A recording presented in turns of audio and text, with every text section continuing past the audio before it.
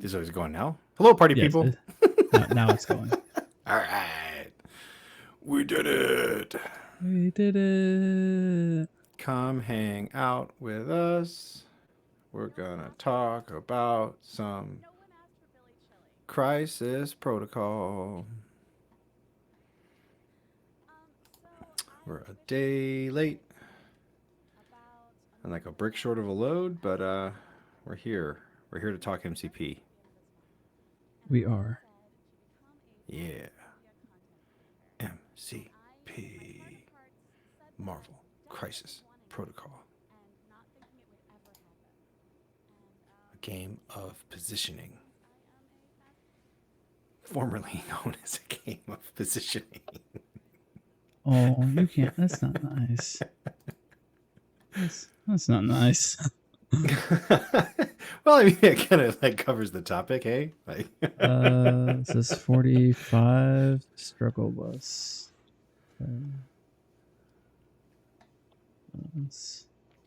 you know what we haven't done in a while? We haven't done one of those things where you like throw like real life things at me and I prove my like utter ignorance when it comes to real life. Like When do I do that? With the Mandela effect or something? That one night you did the Oh my goodness. and I was just Fair like, enough. what? Yeah, all of All those right. were I got like all of those wrong. What else do we do? We did peanut butter. Oh, we talked about peanut butter and jelly. We've talked about pie, like pie versus cake. Waffles and pancakes? Have we done waffles and pancakes? We have not, but let me go grab my drink and then we can talk about waffles and pancakes. All right. Go ahead and post the Twitch feed to the places. All right. Twitch feed to the places. Coming in hot.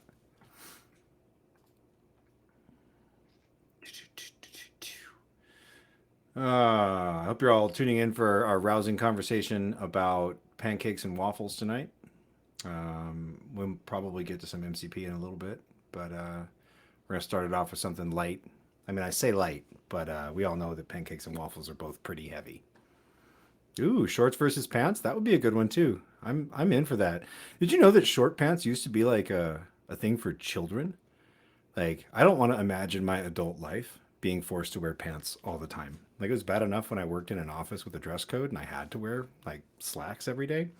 I'd go for a walk at lunchtime and come back and just be like drenched in sweat. Ugh, the worst.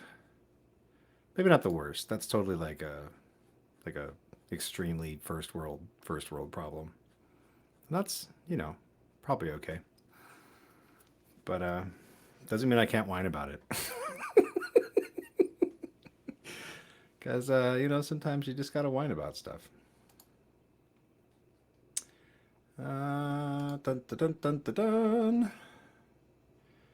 Now, so tonight we're going to talk about objective play in this very short fused TTK life that we're living in right now, where everything just dies.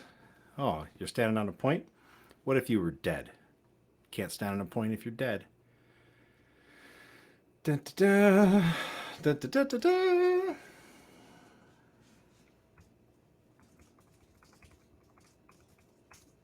At least I can't. I'm bad at standing on points when I'm dazed. Hey, look, it's Joey. Otherwise KO'd. It's Joey. Oh man. Okay. I am so excited about this. Can we call tonight's episode Dazed and Confused? Like Struggle Bus episode 2. Dazed and Confused. Look at the stream. Oh, look at that foily card. Wrong game, Dizzer. I know, but it's so cool. I can't help it. Like, it's so pretty. It is. When I saw that foily card, when they handed me that box on Saturday, I was like, wait, what is this? Did you get one? What? I did, yeah. I got a foily one. I was very excited about it.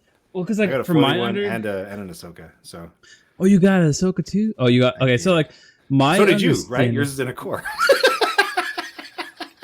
Ha ha ha ha. From my understanding, like the foily cards, and we're pre-rambling, so it's fine. The foily cards are supposed to be for like event days. Like people come out to play, you hand them out to people that come out to play. That's what they're supposed to be for. Okay. I've seen a lot of stores hand it out to people who were supposed to get an Ahsoka as like a compensation. Yeah, consolation prize. Like here's your foily. Yeah. Which I'm not complaining because I think it's really cool. I would honestly rather have this than Padawan Ahsoka. If I had to pick, You can have the foil Shatterpoint card or an Ahsoka. I would pick the foil Shatterpoint card. I ain't gonna lie, Well, because I this came in is there and I used. just Baruch assaulted off the walls. I was like, I want it all, and I That's want it fair, now. but it's like the foily card though. It gets used every single game, Right. So does Pedal Ahsoka. and okay, what list? Um, Anything and without then Cody. fair. But like the other thing that I really, really want though is gonna be that Maul foily card. That is my chase card now. For like this is a miniatures game and I have a chase card. Like, Wow. So how do you get how do you get foily character cards? Are they character cards or order cards? they're they're releasing them for they're the order cards. Okay. From my understanding, they're doing the character cards for the order cards for like just event day kits. So Got it. from what I understand, every store that got an OP kit should have a stack of foily primary cards. Okay. I don't know if it's Maul. I know I've heard Ahsoka and I think Anakin has one. Okay. Okay. But I That don't would know make sense. who all actually has one.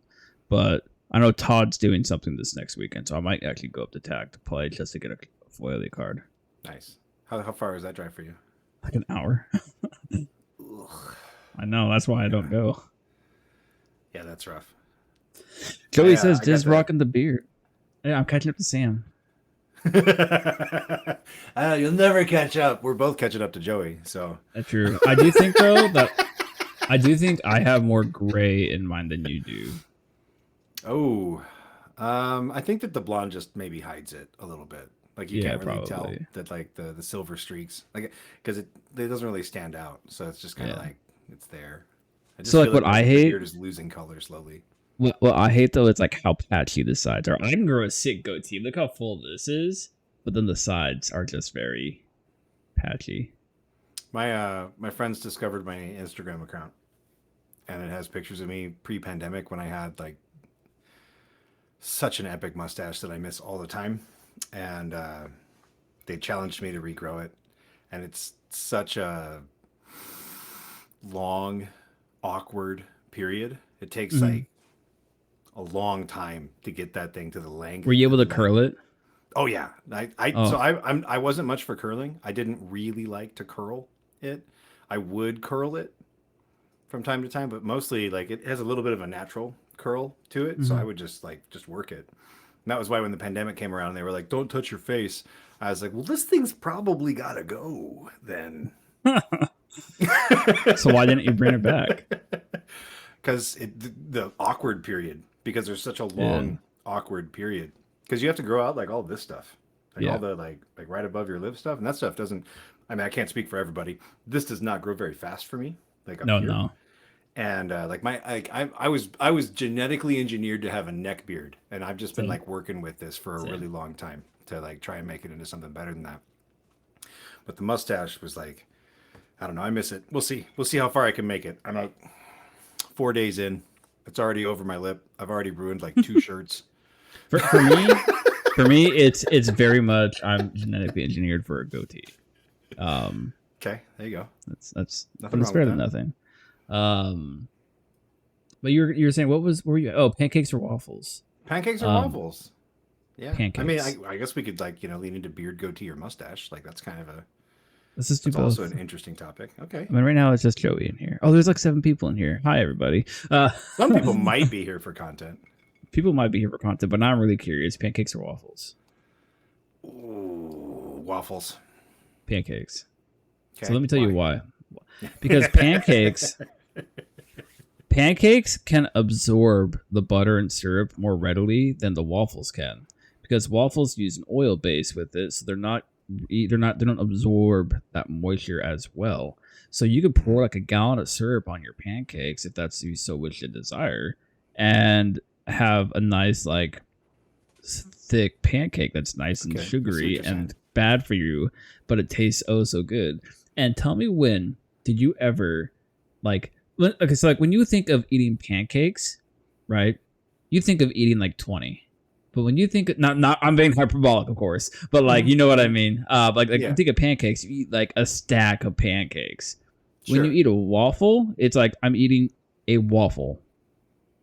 Well, okay, so that's a fair point. I have some ammunition against that one. So if you have any other points, I'll hang back and we'll wait for a second.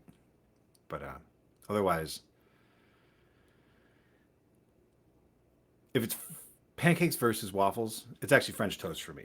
So that's fine. But if I have to like lean into the question at hand, it's waffles. I agree with you about the count. Right, your pancake count is often short stack, tall stack.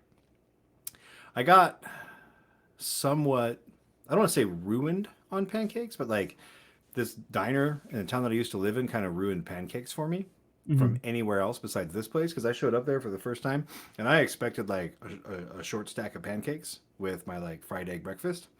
And they brought out a plate that was like a full sized plate and it had a single pancake on it that took up the entire plate. And I was like, this is amazing. I never want a pancake from anywhere else. And now, as a parent who's married, I'm constantly on some level of like a health food kick for one reason or another. And so now, like, I never actually get to make like normal pancakes. I always have to make like buckwheat oatmeal banana bone No, pancakes. and those aren't Like pancakes.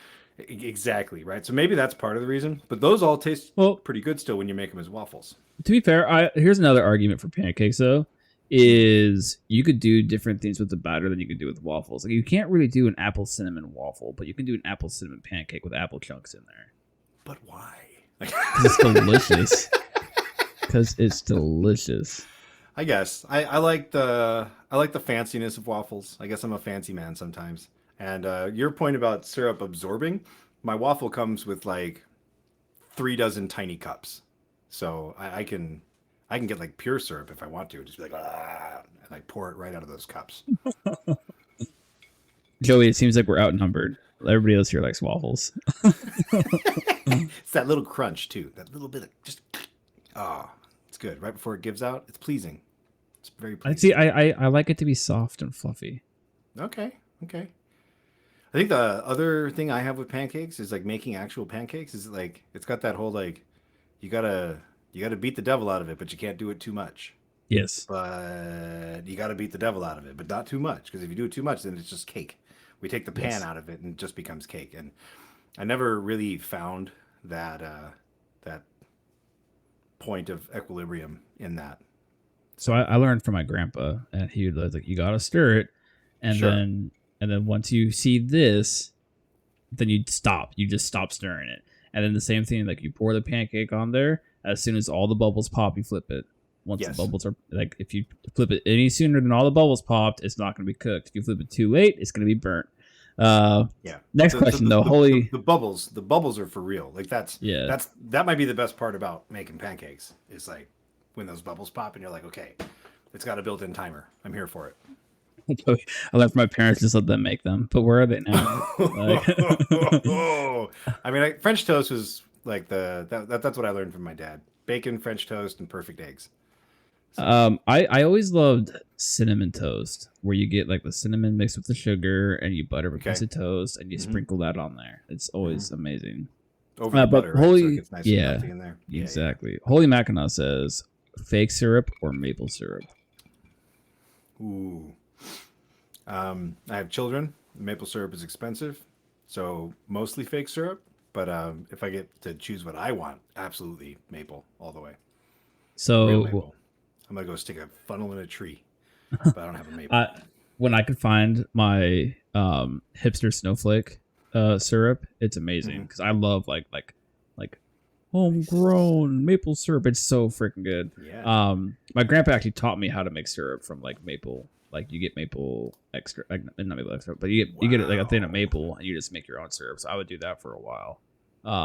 That is the way Okay. to do syrup. If you don't have a maple tree to go get it yourself and like like all that type of stuff. Yeah. But I used to make like my You're a own maple plebe like the syrup. rest of Yeah. us. Um, but here's one for you. Do you Okay. like the flavored syrups?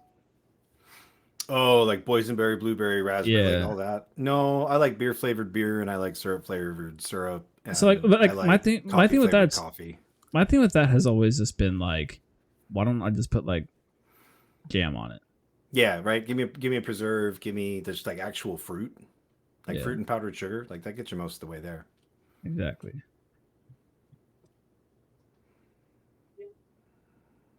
Hot diggity. Okay, Mackinac, are we you are. in? Are you in Canada? I take the kids out to the sugar bush every spring, and we get maple syrup. What the hell? I don't even know what that means. It sounds Canadian to me. It All sounds it right. sounds Canadian. Confirmation. All right, are we ready to get the show on the road? I'm ready to get the show on the road. Let's do it. All right, let me find these buttons. Okay, hitting the buttons. Are you actually going to play the intro tonight? I am. I'm not gonna forget Okay. this time. God damn it! I did it again.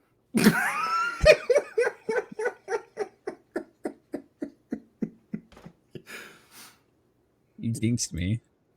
And now it's like, you've never heard the hockey phrase "Holy Mackinac"? I take it. No, but No. that's a problem with my hockey knowledge, not anything else. I lived in I like. Wisconsin for like 15 years, so I had a fair amount of Canada. I went to Canada and I camped in the wilderness. Perfectly balanced, as all things should be. Maximum effort. In his What's it sound? He's out of line, but he's right. Who the hell is Bucky? You don't like a fair fight. I think you're wrong. Which part? All of it. Think you're the only superhero in the world? Touche. Why? It sounded like it played like three of them all at the same time. It kind of did. It had like a weird like Here, chorus this- echo to it. Let's Should try we do it again? Perfectly balanced, as all things should be. Maximum effort. Nah, I mean, to be fair, it's doing the same thing. He's out of line, but he's right. I don't know Who the what's hell is happening. Bucky? You don't like a fair fight. I can't stop it. Which part? All of I it. really can't. Think you're the only superhero in the world? Once it started, I can't stop it. All right, in regular fashion, welcome to the Rogue Agents podcast, screwed up Marvel Crisis Protocol podcast, where we can never get anything right, mostly because of me, but it's a good time anyways.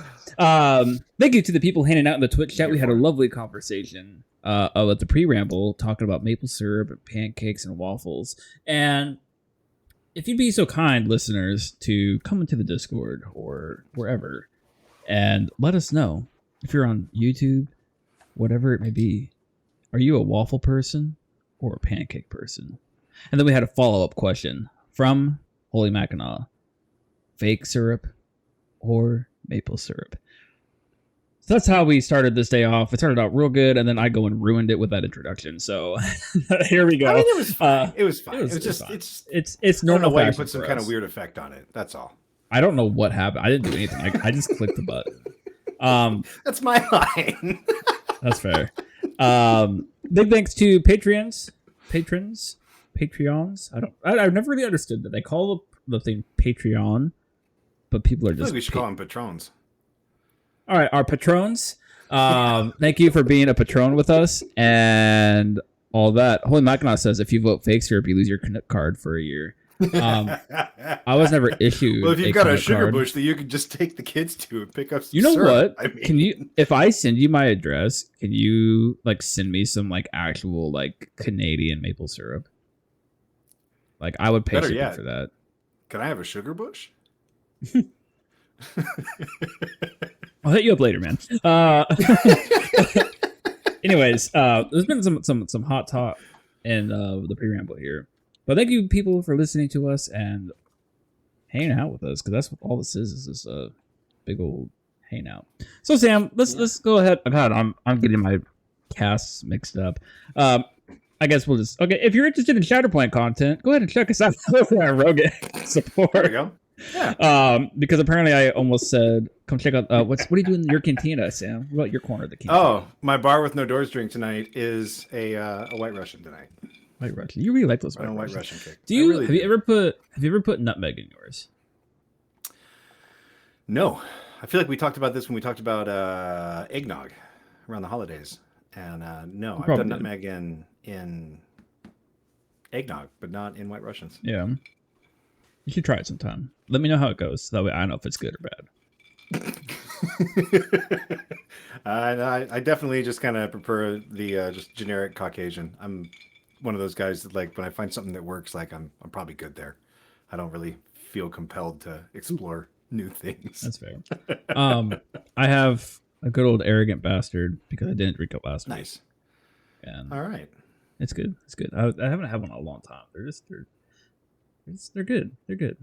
My plan was to save a bunch of the beer I had, that Cosmic Mutant, because I was like, hey, it works for both Both. casts. But you drink it all. I drank it all during the last cast and after. All right, well, over in your corner there, Sam. I know you and I have done some talking offline, and we saw some cards for tactic cards get revealed for one Frank Castle, and one of them said Frank Castle with affiliation Black Order. I did see So- that. Yeah. Have you been theory crafting or thinking much about Cosmic Ghost Rider in Black Order? Are you getting summoned back to the Order of Blackness? The part of me that loves playing Black Order is very intrigued. The part of me that read the other two tactics cards just kind of goes like, well, why wouldn't I just play him in Guardians? That would be the competitive optimizer that's inside of me as well. So yes, the bottom line is yes. I've been waiting for Cosmic Ghost Rider for a while. I'm very happy to see him come to the game, and he does definitely seem like he ticks off all the right boxes for me to want to put him in Black Order. He's going to make people whine. He's going to make people cry, and he's not quite as good as everyone thinks he is. And that's yes, I'm very excited. I think that his dice are going to fall flat about as often as Wanda's do, which is less often than a lot of other characters, but definitely still happens. But he has a big base. He has insane power generation, and he has displacement, which are like all things that Wanda doesn't really have. So, Do I'm you in for it. think? Do you think you? I need to get a picture of Cosmic Ghost Rider on my screen here. Yeah. Do you I think think so. that you could run a core of 8-point Thanos and 6-point Cosmic Ghost Rider and just bank on controlling the scenario? Well, you don't have an answer for 15 then, other than to play a point down, which like isn't maybe quite as crazy as it sounds when you think about what's actually at 15 with what researcher And also Gamma. like their output on those. Right, yeah, like line up for sure. Let's line up and see what happens. But I mean, I think that if you're doing that, you probably want to look at Reality Space Thanos, which isn't my Yeah. preferred Thanos for Black Order. He's a little tougher, he's a little tankier, but he still melts, and his output is still kind of spotty. Like it's a little better than a little better than Thor, but not by Fair. much. Holy Mackinac says, I was wondering if CGR would improve the viability of the Corvus leadership. What are your thoughts on that? Yes, he's Black Order affiliated and he's a murder machine. So I think that if anything, he's the first piece that we've seen for Black Order since the Corvus leadership was released, where it seems like we've got a piece that wants both leaderships, which is something that's close to my heart. And because every time I build a Thanos list, I want to find answers for the places where I don't think I want to play Thanos at all. Mutant Madman, Spider Portals, a couple others. And I think that for those teams, I want Corvus. And then the question for me is always, well, like, okay, Corvus wants Black Order affiliated pieces, and Thanos wants just generically good at murder pieces. And I think we've got both here. So I'm in for it. I like it. I'm going to try it. So I am so theory now- crafting things. So now, are you going to be going back to the Black Order, or are you still going to play Guardians? I'm pretty sure that for what, the team event? Whatever. I think that so okay, here's a fun little aside about my buy into the game. When I got interested in Crisis Protocol, the first team I was looking at was Guardians. And my buddy was like, I don't think you'd like Guardians. I think that you're a Thanos player. And this is like, you know, Thanos was a pretty new release, and it was back before people were like, the jury was still kind of out on Black Order. Nobody had quite cracked the code yet. And so that was really appealing to me. And I was like, all right, fine, dude, you're right. Now I bought both of them to get started anyway. And so I wound up with like Guardians and Thanos stuff. And then I mean, it was really hard to like say no to the drugs I was being given at the time because it was literally like you have mothership, you have drop off, you have rocket boots, you have two like cards that are on the restricted list now, and you can basically put Corvus wherever he needs to be, give him 2 to 4 extra dice, and he'll kill whatever's in front of him.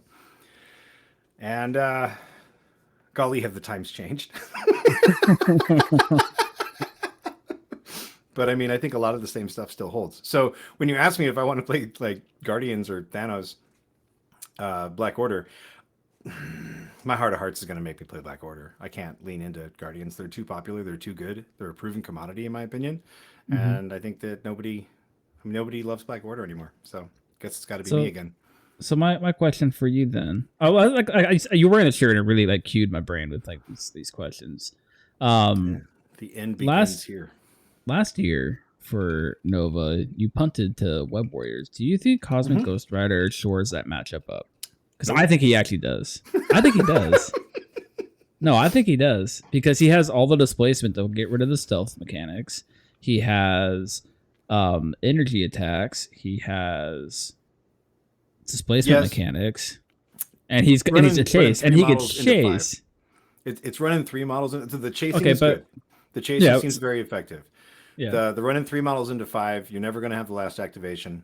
All of the Web Warriors can basically pull that entire team around the table as much as they want to. I think Web Warriors are going to have an issue surviving into it, though, because Ghost Rider can get up on them, and he's probably one-shotting them. I mean, Corvus should have been, too, but it just doesn't work out that way. That's fair. I don't know if it's me, my dice, how the game works. Like, I have found in my experience that Web Warriors are still somewhat my kryptonite. And I have played them. I've played them to, middling success. I've never taken them to an event because it's not really a thing that turns my crank. It's very good for learning objective play. They have a lot of tools for the objective game, but they have 1 turn of insane output most games. Yeah. And the Joey in the chat says ASM leadership. I've never played the ASM leadership. The quality and survivability that you get from Miles is just so hard to look away from for me. And I don't play the Web Warriors enough to be like, yeah, for sure, I want to play ASM leadership. Like that's the ones for me. I think that ASM leadership's problematic for Ghost Rider, maybe. Yeah. See, I love Spider-Man. I love the Spider Foes more than Spider-Man though, as I'm wearing like a Spider-Man shirt. But like, I would say like Spider Foes is probably like my favorite Rogues Gallery. Like they're just so good. It's cool. I mean, Spider-Man's a whole mood. Like, I was not a kid during a period of time when there was like a really good Spider-Man cartoon. Yeah. And so like that wasn't where I got picked up into the comic book world, right? Like I had that like, your dad brings you home a comic book and that's the one you read, right? It's like that one for me was Thor, and that was how I got like on that train. And then Saturday morning cartoons was the X-Men, and so I was like, oh, X-Men. So I got into X-Men really fast too. And like those are like the 2 things that I did. So like I constantly had to buy Avengers books because of the crossovers, and then I got into all the Infinity Gauntlet stuff. I was like, oh, this is neat. This is cool. So all right, big fan of Marvel Cosmic stuff. That's fair. All right, so let's go ahead. I guess my side, I have the Arrogant Bastard. I'm still playing the same X-Force list that I've been playing for 3 months now. Yeah, you got to hit the applause on the soundboard for that because like that. Good job. I just stick to it.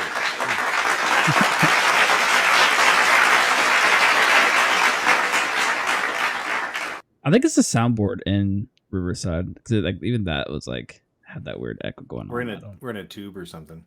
Yeah. Sorry.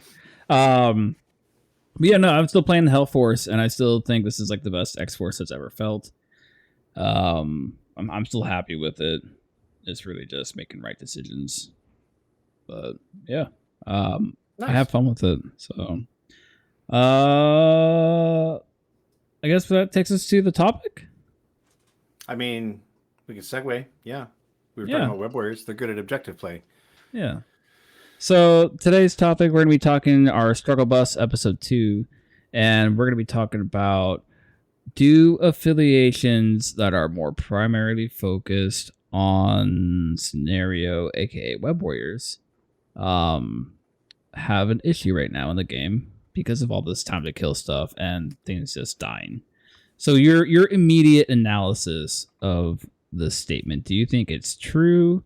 Is it hyperbolic? Is it people? Clickbait. It's clickbait. I think it's clickbait because not only that, but Joey just won an event with Web Warriors, Right? and they're not even his main affiliation. That's like, I'm just throwing shade, Joey. I'm sorry, but that is honestly like a point to make though. Is like Webs aren't his primary affiliation, but I know like he's probably put in work with them. But he goes and won, and was it an LVOIS? I don't know if it was or not, but like won an event. It's focused though. You have to play a focused game, and I mean, at this point in Crisis Protocol, if you're going to win an event, like you need to make the right decision for the day when it comes to your roster. Whether that's like your favorite thing, the thing you've been jamming for the past month, the thing that you're just dying to try, like you've just got to make the decision. Whether it's like a meta call or a personal preference, you got to bring a roster you want to play, and then you got to be lucky and good on the same day. And that's always true, but like you really do now, and it kind of goes, all in. So he wanted to play Web Warriors. He brought the Web Warriors.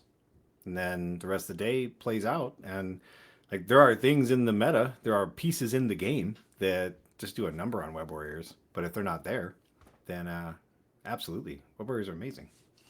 They focus you. They focus your lens on playing the objectives. Yeah. So in the current game state, do you think scenario play has taken a backseat? Are you on the struggle bus if you're trying to do scenario play? I don't think that you're on the struggle bus just by trying to play the scenario game. I think that a few things have happened over, like to the MCP meta in the past 6 months, a year, I don't know, 8 months to a year maybe, where this game has always been about superhero fights, right? So when you first pick up this game, that's all you do, right? You're just like bam, bam, bam, bam, bam, hit you with this, hit you with that, throw this building at you, throw you into your friends. And then like you're like, oh, I keep losing. I should probably like play the objectives, or I should do this, or I should do that. And you start to like get a better idea for how you want to play the game and how to score points instead of just being focused on, the revenge fight or picking a fight with, this character against that character. And so I think that the development of this game, right? So, okay, so the second part of this is then the single extracts gone. The like busted stuff like the virus gone, or at least altered enough to effectively be gone. And that means that the game design is kind of pushing people back towards the fight to some extent, right? Because you can't just grab this thing and run away from the game and score out. You kind of have to be engaged. You kind of have to fight, which I think definitely advantages a lot of the models that are very good at fighting. And I think that like that's kind of like the crux of it for me, is that fighting is the thing that like draws you into like this game. It's like, oh, I'm gonna fight these superheroes against each other. And then the way that the objective game is set up, like more often than not, you're being forced into a fight with each other. And so between those two things, it's not that you can't play objectives. It's that you have to go into roster creation being like, I'm gonna play some pretty specific objectives, and then you've got to get some priority rolls or some matchup luck or some this or some that to make sure that you get to play the games that you want to play. And so I think that if anything, it's more that objective play has kind of fallen out of favor because you have to fight more than you used to, and everyone has to play the objectives now. Yeah. Do you think, like, and I've had this conversation elsewhere, and I know you and I have talked about it too, but it's like on the air, it's very much, do you think that it could be brought back in the current state of the game? Like, could people like force its way back in? Because that's always the thing, is like, if you have an attrition heavy meta, well, then what comes next? Control. But like, where is it? Like, why is it not happening? because arguably it's been pretty much the same meta for, like you said, the past 6 to 8 months. What's the like the everything all at once like issue, right? So like you've got Hulk. Hulk is one of the best objective play pieces in the game. Mhm. He's healthy until he's off the table. He dishes out a ton of damage. He's got throws and pushes, and like some are wild blocked, some are superpowers. But regardless, he has such an impact on the board every single round that like that guy is just affecting the game state constantly. And so like he does everything too well. Now maybe that's okay. He's a sixth threat, right? Like he's at the top end of the cost spectrum. So maybe he should be able to do more than a lot of other models. But like golly, it's not just him, right? Because it's like Hulk and Thanos and Malekith and Red Skull. Like all four of those models have a lot of objective play aspects to them. They also, more often than not, hit like a truck. And they can do a lot of damage. And they can, get you out of position. It's not even that hard for them. Okay, so I guess that brings up a thought to me. Is I remember hearing Pat say one time is something about like generalist characters, and the biggest issue when you look back at old Okoye is she was the perfect generalist 2 threat. She hit, she took damage, she secured, she held extracts, she did a little bit of everything. Do you think that the game itself has been releasing characters that are almost too generalistic?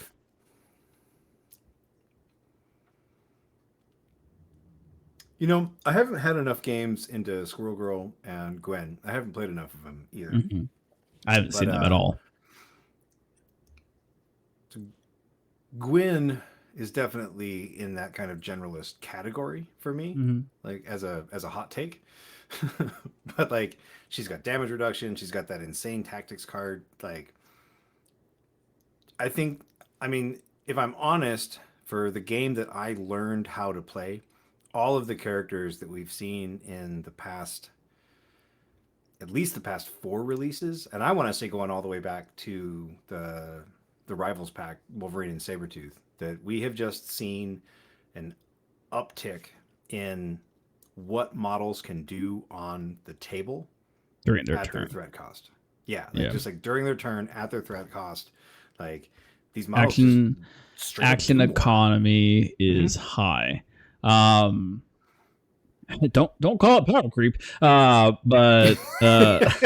well, I mean, I don't disagree with how you laid that out on the last episode, or maybe in the one before that. But like, we basically like gave everyone this awesome gaslighting where you were like, we just haven't seen models at this power level before. But this was always a part of the design. And like, that's fine. I'm willing to accept that. These guys have designed a very clean game that I am happy to play far more often than not.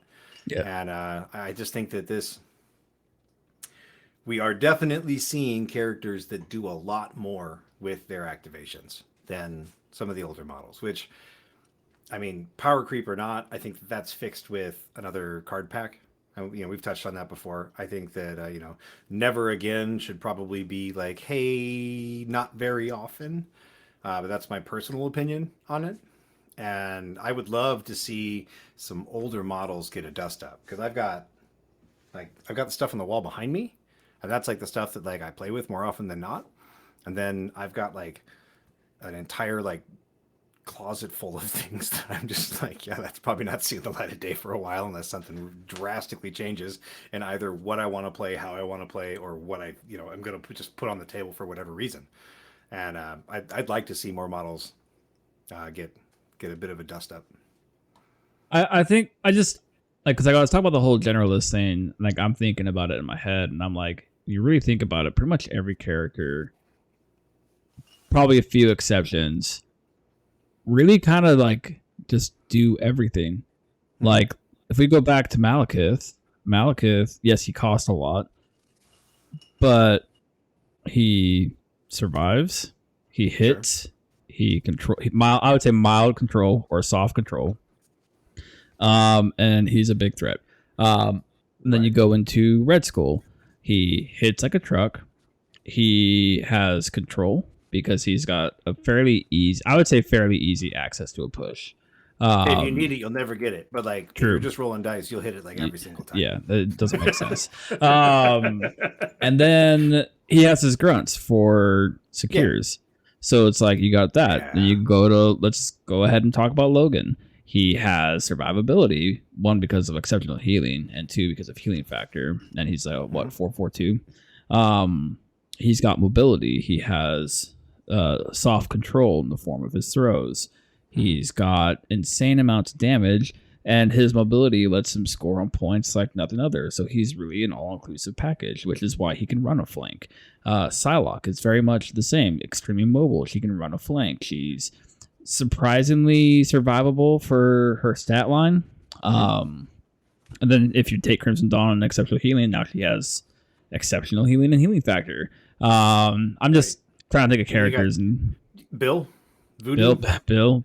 Voodoo wasn't that like that, but I think Voodoo applies. Voodoo's but- gonna own a flank. Outside. No. I agree. I'm more talking about since Malekith's release. It's been very much characters that probably do too much of everything, and aren't as focused as characters we had in the past. Like when we look at, let's just say OG Wolverine. OG Wolverine was, I'm a brawler, and you had very, very defined, like, and people used to compare it to MOBAs, where you have very defined roles for these characters. But now it's like, I have Logan. He could be my point taker. He could be my extract holder. He could be my tank. He could be my damage dealer. He can do whatever I need him to do at that moment's notice. So it's almost like we almost have too much of things that are just in that generalistic category where they do whatever I need them to at a moment's notice. And I think that's basically been the last year's worth of releases. These characters fall into this category, and maybe this is why, like, time to kill has reduced. Scenario play has kind of gone out the window, but it really has at the same time, because you still have to score to win. And I will say, like, I still, like, the game still go to VPs, not necessarily tables. But right, and the scoring seems a lot more combat based now, though. Like, it's a lot more like attrition as control that you see, I think. Yeah. And so, I mean, there's a couple things I want to touch on in what you were talking about before. So, Yeah. like Wolverine, I wanted to take it all the way back to Valkyrie, right? Okay, So, go ahead. wasn't that the problem with Valkyrie early on? She Was did that, too like, much. She did too much for her cost. And so, if we take this, all the way back to, my call for like a dust up, or thinking that a dust up would be good, like, do we need a dust up or do we need a dressing down? Because like it almost seems like, I mean, when they did the first balance pass, they did it as a combination of both, Mhm. right? If they do another one, my assumption is that they would do it as a combination of both, right? Yeah. We shave off like the top end, and we push up the bottom end. And I think that, I mean, there's a case that's just like, what if everything can do everything, right? So like, what if like almost everything is like more of a generalist piece, and you have a lot less specialists? I think that pushes specialists out. Because why would I bring a specialist? It definitely pushes specialists out, but I want to comment on the fact of, if they don't bring stuff up and lower stuff down, then I don't see things changing. And by bringing stuff up, I honestly think that like characters need more health. Like a 3 threat that's 3/3/3 and 5/6 just doesn't cut it anymore. It does not cut it anymore. It really doesn't. I mean, it just that crumbles. I feel like that's more of like a statement about 3 threats than it is. That's fair. A statement about like the game, Well, because like I don't think that you can add much more health to a 3-threat body. That's true, but the most you could do would be like, all right, we're gonna give this guy 8. He's gonna have 8 health on each side, and he's gonna have damage reduction. But then he's got like a 4-die attack, no displacement. oh, so are you talking about Bill? So but Bill he has displacement. Like, yeah, and he doesn't have 8 health on each side. So I mean, like,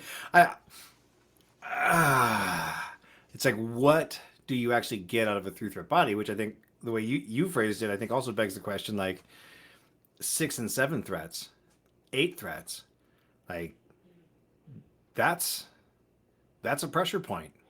But because I just think it's interesting, because we talked about how it's really pushing specialists out the window. When you're looking at building your list, you're grabbing Logan, you're grabbing Psylocke, you're grabbing No, something. you are because you're playing X Well, Force. fair, I am.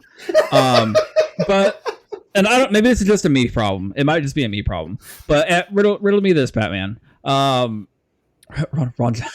Universe.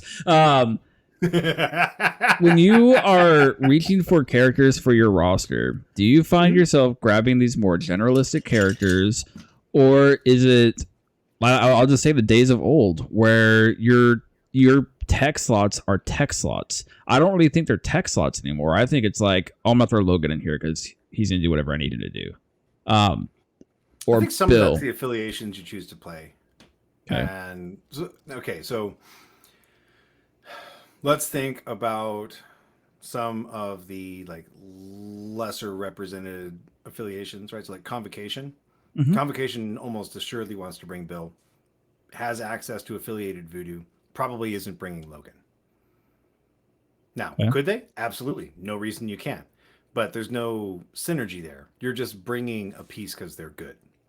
And if that's all you're doing, right, then now we're getting into the like, let's tier list leaderships or let's review Longshank stats to determine like what leaders are performing the best. And then let's bring the best pieces under those leaderships, right? And like that's just min maxing and yeah, and like Oh, now we're yeah. here, right? And so like that's like I barely ran it because it was just so unfun. But like I put a roster together that was Logan and Voodoo and Bill and Star-Lord and Storm and Sam. And the point was to be able to run Logan, Voodoo, and Bill in any of those affiliations. And I mean, you can do that kind of stuff. I don't know if I'm not saying that that's like what everyone should be doing. I was trying to explore a different space than I'd explored before. And it came down to it was like one cut above the like pure unaffiliated stuff that I've done, where it was just trying to bring like the best pieces to go along with the best piece. Okay, but like with that argument though, like why don't you just do the same thing but with Hellfire Club? Emma was in the list, so was Bucky. Oh, okay, To be fair. fair enough. Oh, you're talking about that. I remember that one now. Okay. I want to come and look at something Holy Mackinac said. Looking at the pattern, Bill, Logan, Apex, Psylocke, etc., is the supercharged 4-point meta. Is this the answer to the big guy meta? I think if it was the answer to the big guy meta, then we would be seeing less big guys. But I think that hasn't gone down at all. And now you're just seeing those big guys paired with these 4-point supercharge.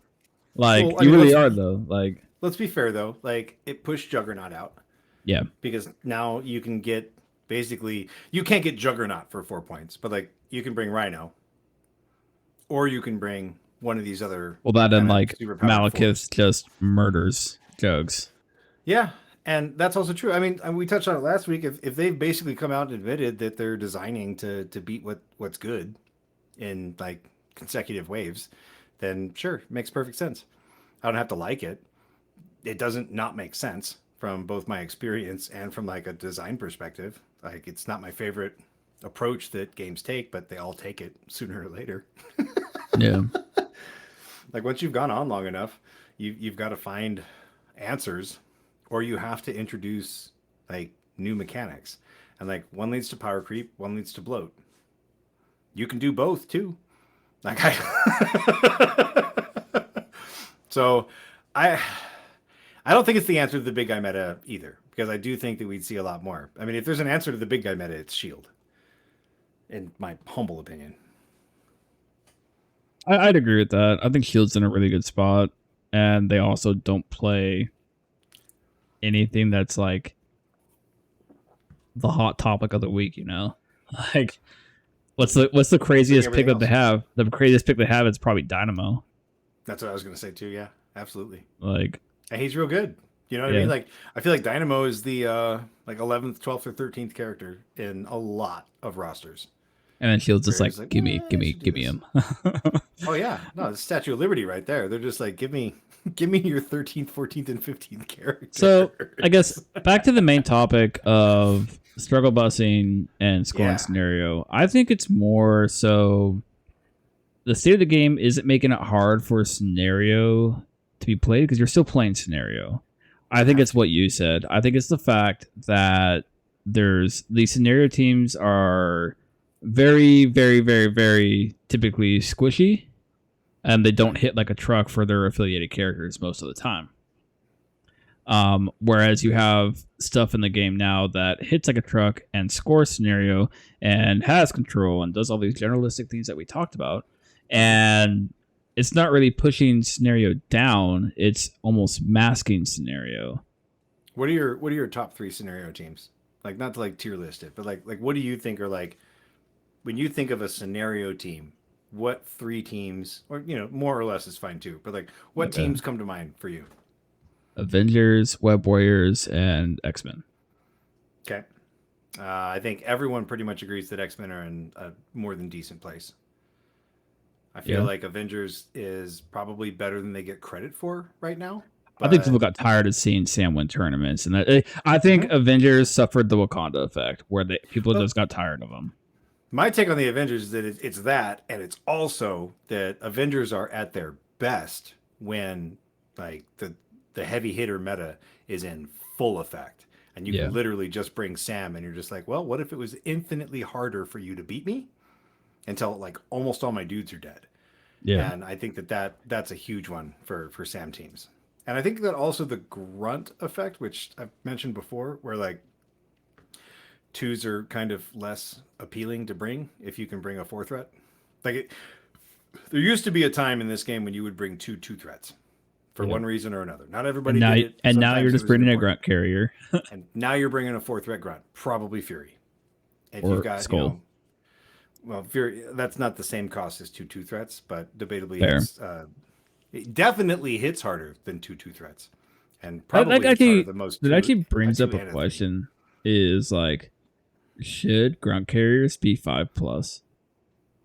Ooh, that's an interesting question. I mean, because that would bring back stock. That would bring back stock to like taking 2 threats. I mean, do I want 2 threats though? Like I'm not saying that like I'm not like trying to harken back to the golden days of a meta that I miss. Like I'm just saying like there were times when you were like, I need to bring 2 threats. Usually, no, there was a time where if you were playing competitive, you brought 2 threats. That wasn't a question. You brought 2 threats if you had a 4 threat leader during 14-point sword era. Fair. Okay, fine. And if you had a 5 threat, and if you had a 5 threat leader, you just cried, and you're like, well, I guess I'm not playing this guy. Yes, you're playing leaderless, unaffiliated. I do think it's like super interesting though, like talking about the whole. I like this like segue, but the tangent we went on about the whole. Probably too much generalistic characters. Like I actually do think that it's kind of gone away from specialized characters. Like this was the role for this character. This was the task. This is what this character was doing. I really think that they've gone away from like quote unquote like this MOBA design, and everybody just kind of does everything lately. I'm curious if maybe that's a space they're trying to explore, and we just haven't seen the rest of it yet, because all we've seen are 4 threats and above. We haven't seen a 3 threat release in the who was the last 3 threat? To be perfectly honest, I was trying to remember releases, and because of tax season, I a whole bunch that like I don't even remember what they were. Like I Chad, help me to the out. store on Saturday and picked them up, but like I don't remember what they were. Who was the last 3 threat? I'm actually really curious. Like, when was the last time we got a 3 threat? There's one not too far back. Blob. Okay, Blob and Pyro. Yeah, Blob and Pyro. Double 3s. There we go. Okay. But sounds right. To be fair, I think Blob and Pyro are like excellent 3s. And maybe Pyro's a great 3. I think the thing though that we're like not seeing though is the rest of these 3s that are in this new, I guess, design philosophy. But Pyro is also a specialist, so maybe they just shifted it to be 3 threats are your specialists, 4 threats are your all-comers, and maybe the design behind it is you're not supposed to be filling your list full of 4 threats, like, but we just don't have the specialists that are par. But I mean, that's the thing. That's like if I have a 3 threat leader, right? So like when the points changed and we got rid of 14, 3 threat leaders lost some value, 4 threat leaders stocks went up a little bit, and now I feel like I still need a 3 threat leader if I want to bring 3 really good 4s. Yeah. I want to answer this quick. Big Al says Pyro, 5 health and no defensive tech on Pyro. I don't know if you're saying like you're questioning like how I think he's an excellent character. But I think that's kind of like what it seems like here. Pyro controls the board by just existing. Like he manipulates your opponent's choices. He is not like, yes, he is squishy, but like when a Pyro is played really well, he can just literally control a board because your opponent doesn't want to give him an opening. So yeah, like him, like man, what is it called? Firewall is such a good ability. He gets shut off the board before he does almost anything. He has huge value into the big boy meta. When you like when you're playing Pyro into, 5, even down to 4, like absolutely up to 6, like he loses some value because you're not tagging. You can't tag enough stuff. Yeah. When you're playing the big boys, like Root and Slow is going to stick around, especially if your plan is to ignore the piece that he's playing into. Like if he survives, you're just like stellar. He probably won't, but if he does, stellar. Yeah. Because that slow isn't going anywhere. I've definitely had games. I've definitely had games where it was like Pyro basically did stuff for 2 activations the entire game, like round 2 and round 3, and then he was just gone the rest of the game. But those 2 rounds of effect that he had just completely changes the game because of his impact. So I think if he was tankier, like he would be more commonplace and more. Oh my god! If you've ever played against Pyro on Scoundrels, yeah. like he's absolutely miserable. Or in X-Men, right, where Yeah. he does get some defensive tech, and you're just like, oh well, what if it literally took me 2 turns to daze him, and then 2 more? I think game's over. Pyro's. But this also comes back to though is like I think Pyro is still like a specialist. Maybe this is just something that we're missing because we haven't seen a lot of 3 threats, and like 4 threats maybe are supposed to be generalistic, and 3 threats are the specialist. Okay, so if we cycle this back to the topic, then like how is Pyro helping a team play objectives? Is Pyro a piece that you bring to help you play objectives? He helps me play objectives. Because he's helping you slow down your opponent's time to kill? No, I think he does that too. But I actually like pyrotechnics because it slows down teams that are actually like scoring way faster than I am. Sure. Because if let's say I'm playing a team where I'm 4 wide and my opponent's, let's say, 6 wide. Pyro absolutely has way more value at that point because my opponent's probably going to have more extracts than me. And pyrotechnics goes up in value. As long as you're bringing other incinerates other than just pyro, then it's good because then you just get the team incinerated, drop pyrotechnics, and now your opponent just lost out on 3 VPs, or they scramble to pick them up. But now they're also, speaking of time to kill, he's also got like incredible synergy with kick them while they're down. Yes, where you're like, just like, what if you gave your whole team 2 rerolls against that character right there? Yeah. And then if you're able to also drop an incinerate on that, which like increases your chances of being able, right? Like so, like you drop 2 statuses on them, you play kick them while they're down, and then you shoot them at range 4, and you're getting 2 rerolls, so you've got an even better chance of dropping an incinerate on them. And then like it's that character has been marked for death. I know that there's a card called Marked for Death, but like that is legitimately being marked for death. I agree though. Like I think he helps with the time to kill because he's helping your time to kill go up, and he's also slowing your opponent down. Root is insane on the right characters. So he's not even a specialist then, I guess, is like the roundabout point that I'm trying to get to. Like if anything, like it's more that he's like more of a support piece. Yeah, true. Than that he's. But that's his specialist. Like that's his role. But he actually has a role though. Versus, sure, but he's still got like a 5 die range 4 attack that gives wild incinerate. Like, but he could also pump it up to 7 or 6, whatever it is. Okay, yeah, absolutely. Yep, he's not a specialist. but let's think about like comparing that to let's say Valkyrie of old or Valkyrie of Sure. new. Like I think what the game has just changed. I In all think it honesty. is. And I think And I think us like if we really want to talk about it, like we're for lack of a better terms, but we're like the boomers of MCP. It's true. And I feel like people coming into the game now probably have a much better feeling about the game state than like people like us do. That hurts Hot take. me to admit. But I mean, I've said But is for it wrong? months now But is it that, like, wrong? I feel out of touch with the changes to the game, and so it's like, yeah, and like when I say I feel out of touch, it's not that like I'm like, oh, I'm out of touch. It's more just like the game has changed, and like I can play it still, but it's Yeah. not the game that I But- bought into. But and riddle it's not me the this game that I learned though. how to play. But riddle me this though. Is everything that has changed is stuff that us as a community has asked for.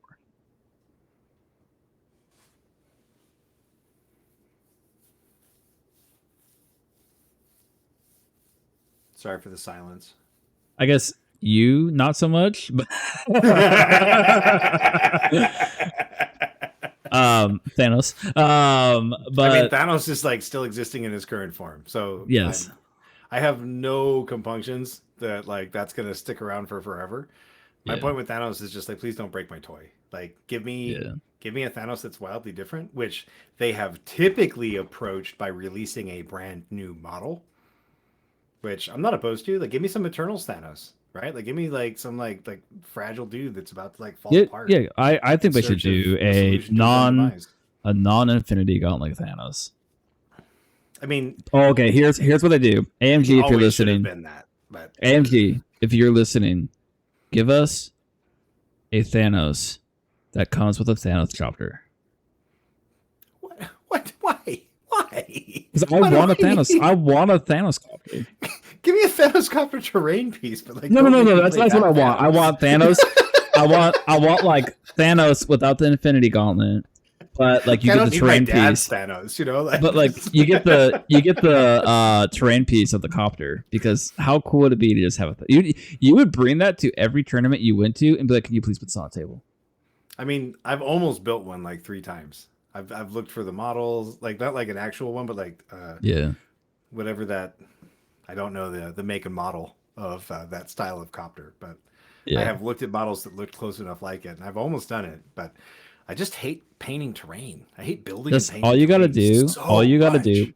Just buy one, pop the little plastic window out, spray paint it white, paint the seats blue, and then Mhm. hand write Put it back Thanos on the back. That's all Absolutely. you gotta do. That's all you That's gotta how do. much I hate building and painting terrain. Desert. But like back to my point though, is do you think that like we are sorry, no, my question was, do you think that it's because of everything that us as a community were asking AMG for, and then we were given it, and now we're just spoiled brats?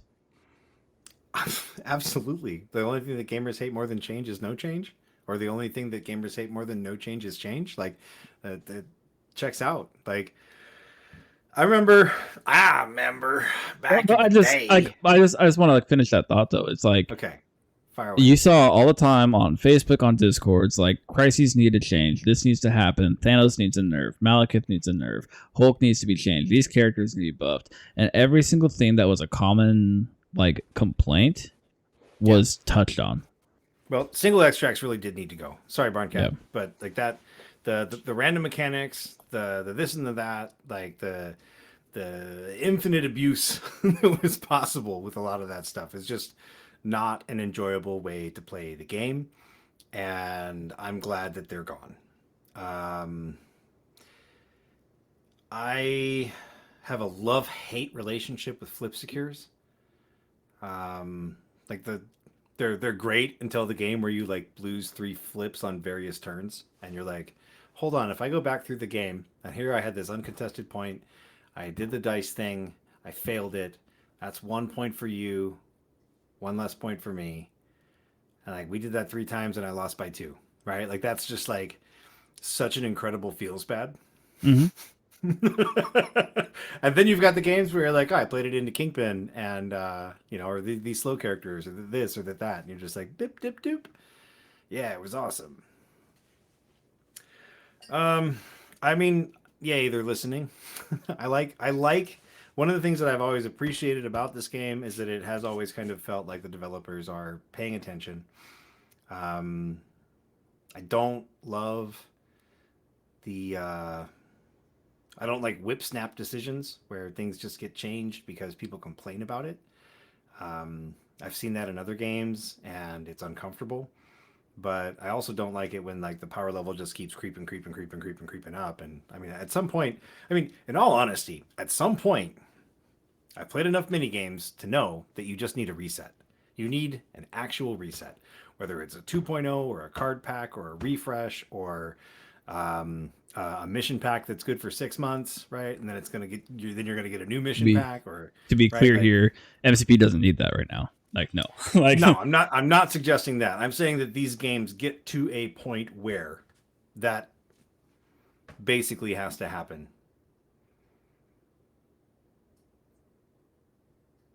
I don't think we're there, but I mean, the longer this goes, the closer I think we get to that point.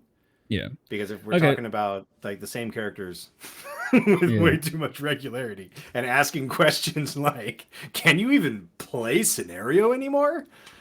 Like, but we answered that you can. We answered that you can. do. You can. And you actively are. When's the last time you got tabled in MCP?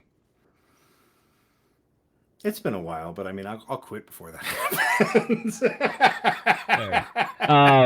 I mean, like, you can lose enough models and not get tabled where it still just hurts. Like you can't win. It's not that you've been tabled; it's that you literally can't win. You're like, well, you can't table me because this guy's healthy going into the final turn. Yeah, I can't do anything but score this point. And it's just it also just goes to show that it's still a scenario game. It's just got the heavy emphasis on the attacking. Yeah. I had a point and I forgot what it was. Giselle in the chat says that Thanos is really overtuned. I'm not going to defend the tuning of Thanos. What I will say is that if you regularly play Thanos, Malekith is overtuned. There are tons of situations that I think that like exist in this game where piece A loses to piece B, right? Like it's not like paper, rock, scissors. I have mentioned that before, but like this piece loses to this piece, loses to this piece, right? And to some extent, that's kind of Thanos, Malekith, and Hulk, right? Because like Malekith, I think, has the damage output to take Thanos down very quickly. Thanos does not have the damage output to put Malekith down as quickly. Hulk has a tremendous amount of control and does, in my opinion, a very good job of dealing with Malekith more often than not. Meanwhile, Thanos is like one of the few models in the game that can effectively stagger Hulk consistently turn after turn.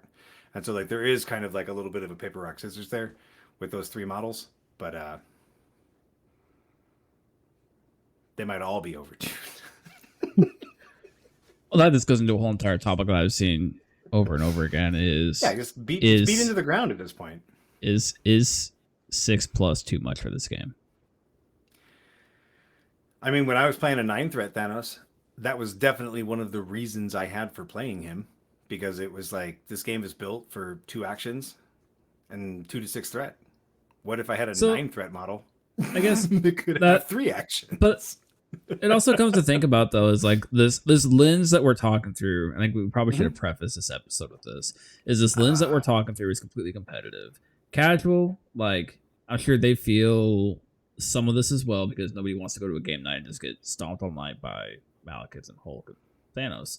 But like in a competitive light, do you think that there's room for a competitive rule that unless it is your leader, that doesn't fix anything because we're all leaders.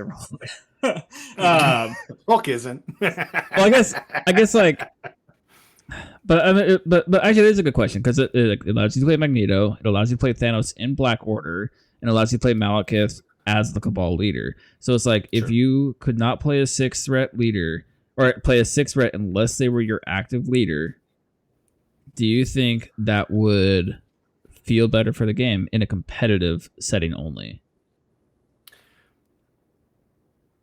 I have 3 points that are barely related to each other to answer that Okay. question. So number one is that I am a firm believer that casual gaming is far more toxic than competitive gaming. We might Okay. whine and complain in competitive gaming about this piece or that piece, overtuned, undertuned, this, that. At the end of the day, I line up against a player with a competitive mindset, whether it's in an event or at a game night or just in my buddy's garage, right? Like you're just like, I know what I'm getting myself into. We are going to try and beat the crap out of each other, running the absolute best things that we can muster. And that's what we're going to do. In a casual setting, I'm going to roll into game night and I'm going to curse my lucky stars when I happen to line up with my thematic defenders list against the dude whose favorite character in the entire world is Malekith, or at least it is currently. And now I've got to like basically like do the impossible to have any amount of fun. Win or lose, to have any amount of fun, I feel like I have to do the impossible. And that's the feels bad that I want to see the games that I play avoid as much as possible. And that's why these power pieces, in my opinion, are kind of just uncomfortable. Now, the second point is, golly, I have no idea what would be better or worse for the game in general to say, hey, this is the casual format. You can't play Malekith, you can't play Thanos, you can't play Hulk, you can't play this, you can't play that. You're not supposed to do this. This is the restricted and banned list, right? Like, have fun, play thematic stuff. Like, that doesn't really work as a casual format because nobody pays attention to it, or at least that's like the impression that everyone has of casual players, is that they're not going to be bothered to adhere to those kinds of restrictions. Those are for competitive players. Well, okay. Well, then maybe for competitive play, then say the same things. Just get rid of a bunch of stuff.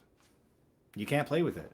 Absolutely, see, you can play a Thanos that's Ultimate why- encounter. Have fun. That's why I say like maybe these big threats are bad for like the competitive play, but I see what you're saying with the whole casual as well. But like then people are gonna want to play with their like, because like let's say you want to play Thanos with this because it'd be fun and casual for you. No, it wouldn't be casual. It would be fun because Fair. you can't pair Thanos with anything. All right, I think to Big Al's point, you could probably play a naked Thanos fair. and call it casual until he somehow doesn't get flipped, gets patched up, and has power for the rest of the game, and then he's just like pew pew pew pew pew. Cosmic and does all blast, the cosmic same blast. things that nobody You get a likes. cosmic blast. Haley Mackinac says, "Why not just say anything over 5 threat has to be in affiliation only?" I don't think AMG ever agrees to any of that stuff. Same thing. I don't think that they would ever agree to anything that I just said. Like I just think that part of the beauty of this game is that you can put whatever with whatever. I think that the issue that we're having, and like whether you are an extreme casual or you are pushing the competitive boundaries, the issue that you're going to run into with that whole system that I think we all actually love when it comes right down to it. I'm super glad that I'll do this, but I'm super glad that I can do that. It just pushes and is pushing the game in very specific directions right now because, like we talked about earlier, there's so many things that are just so good at so much in the game that it's like, well, like if I can bring anything, why wouldn't I bring this? Yeah, you're not wrong. I'm interested to see what that would look like though. I really am. Like if you had like an event that was either you can't play anything that is 6 threat that's like not your active leader. Yes, that feels bad for Hulk and Immortal Hulk. I mean, it gives maybe defenders an actual like leg up in the game. but maybe that's where it's like that. And this might be where Holy Mackinaw's idea is better, where it's like if it's 5 threat or above, I think it should be 6 threat or above. If it's 6 threat or above, it must be played in affiliation. Now, my favorite approach to this like limitation that I've heard, this is not my idea. I wish I knew who it was who said it. I'd give them credit for it in a heartbeat, but that person was not me originally. But I really like the idea that basically like you have characters that are like starred characters, or like in some way they are marked in some way that they can only be played in their affiliation, or they can only be played under their leadership, or they can only be played like in a specific situation.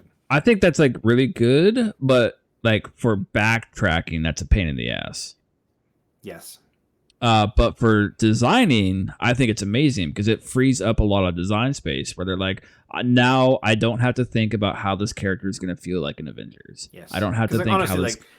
like Thanos, never. He's never going to kowtow to anybody else unless, right? Unless your leader is Adam Warlock, you cannot take Thanos unless he's like leading himself, right? Like a Yeah. lot more like the Dormammu like thing, where it's like Dormammu is the leader of his affiliation. If you're playing on a team with Dormammu, you are in his affiliation. I think that like Yeah. more stuff like that would probably be my preference versus limiting the other stuff. But I feel like if anything like this were to be a thing, it's definitely like upon the community to try it out and like Nah, but we're too see what it small. feels like. But no, like I definitely think it's like that would be a thing for like let's just say the TTS beta splendid leagues where it's like the fun leagues, Sure. right? Where it's like hey, let's try this out and see how this feels. And like let's just say it gets an overwhelming like this feels good. Then it comes down to like, well, maybe we start running events at our local store where it's like this is how this events are going to go now. Like yes, you can still play these characters, but you're going to play them in their homes. So it's not really saying you can't play with your toys. It's just limiting where you can play with your toys. And you know, maybe you find ways to like squeeze them in other places, right? So Mackinac in the chat says Lockjaw and Inhumans only would free up a bunch of space. I agree with that, but there's also times when like Lockjaw shows up in other books and does other things with other people. So like, what if you like doubled their cost or something like super extravagant like that? Like, would you bring Lockjaw as a sixth threat? Probably not. But like, if that's what it took, See, I'm not a fan of the whole taxing someone to bring them out of affiliation because it doesn't really fix the issue, in my I opinion. agree. I agree. Because people will still find ways to bring that character in the most min-maxed spots possible. And that's But the kind of that's- thing where it's like, how much do you need to get in front of to make that kind of a design change? But to it again, that's where I like the if it's 6+, it can only be played in their affiliation because one, it allows you to have more freedom with design. It allows you to like not. It really cuts back on the min maxing for really is really what it's doing. It's cutting back on the min maxing. I mean, like crunch, right? Like, how crunchy do you want this to be? Because like, you could pretty easily be like, all right, 5+. If you are a 5+ leader, you basically have to be played in affiliation. If you're a 6+, you basically have to be played in one of your affiliations. Yeah. Like, Here's Agent John. Isn't a lot of this predicated on what a true competitive organized play system from AMG looks like? Which I guess yes and no. A lot of it is from our own event running and like because AMG has a challenger event. Like they have an event system. But it's that challenger event, which is what everybody plays for their tournaments, is what they do for their events and all this stuff. but with Chess clocks. But like Sam and I have been involved with basically tournament running for MCP for I don't know what, Wow, 2.5 years now. Yeah. Like and this is definitely just stuff that you've seen over the years and constant complaints. And there's been people that say like these characters should not be allowed in these type of events. And like I'm not a fan of banning characters, which is why I think the compromise of saying 6+ in affiliation only is actually a decent compromise because it frees up design space. It frees up like not running Thanos and Guardians. It frees up not running Malekith and wherever he fits. It frees up not running Hulk wherever he fits. But you're still allowed to do stuff like Red Skull wherever he fits, which I'm okay with Red Skull because he's not that oppressive. Granted, if this were to happen, then he'd be the next oppressive thing. I've already said that if there's a balance pass that doesn't touch Red Skull, he's the Thanos of that balance pass. But I do Unless think they in don't general, touch Thanos either. I do think in general fives are fine. I think it's really just once you hit that 6+, it's very like muddy water. I think that there are fair 6s though. Like She-Hulk is a fair 6. Magneto I is an agree with incredibly that. Well-designed 6 who loses so much value outside of his But leadership. see, that's what I'm saying. Is like brotherhood. these, if anything, these like this type of thing implemented would almost help those characters because then it's like you're playing them now because you're not playing Avengers with Malekith. You're not playing Syndicate with Guardians. Hulk. Yeah, Thanos Guardians. You're playing like a more I don't know. I really kind of want to try this out now, to be completely honest. So I might throw something together to try this out and see like how it feels. Excuse me. Holy Mackinac, with Red Skull, it's much easier to splash damage types than models to deal with really oppressive pieces. I agree. I don't think Red Skull has really good output, but he's also has the weakness of being really easy to take out. Like, it's just the output that he gets before he's taken out is really, really, really good. Yeah. Like, he should not have. I 100% don't think Red Skull should have a range 3 attack. His attack should be range 2. Like, the fact that it's range 3 for a punch is just insane to me. It's not a punch, it's magic, right? Okay. Yeah. Except that it's not mystic or energy. It's a punch. All right. It's a super punch. Super Do you have anything else Kinda you like in want Baku's to? stack. You have anything else you want to talk about for this struggle bus? I mean, you have to play scenario to win this game. So pay attention to your crises and your crisis selection so that you're not bringing things that are going to disadvantage you into teams that are going to fight a lot harder than you, while also scoring out on your scenarios. Fair. That's my last little bit.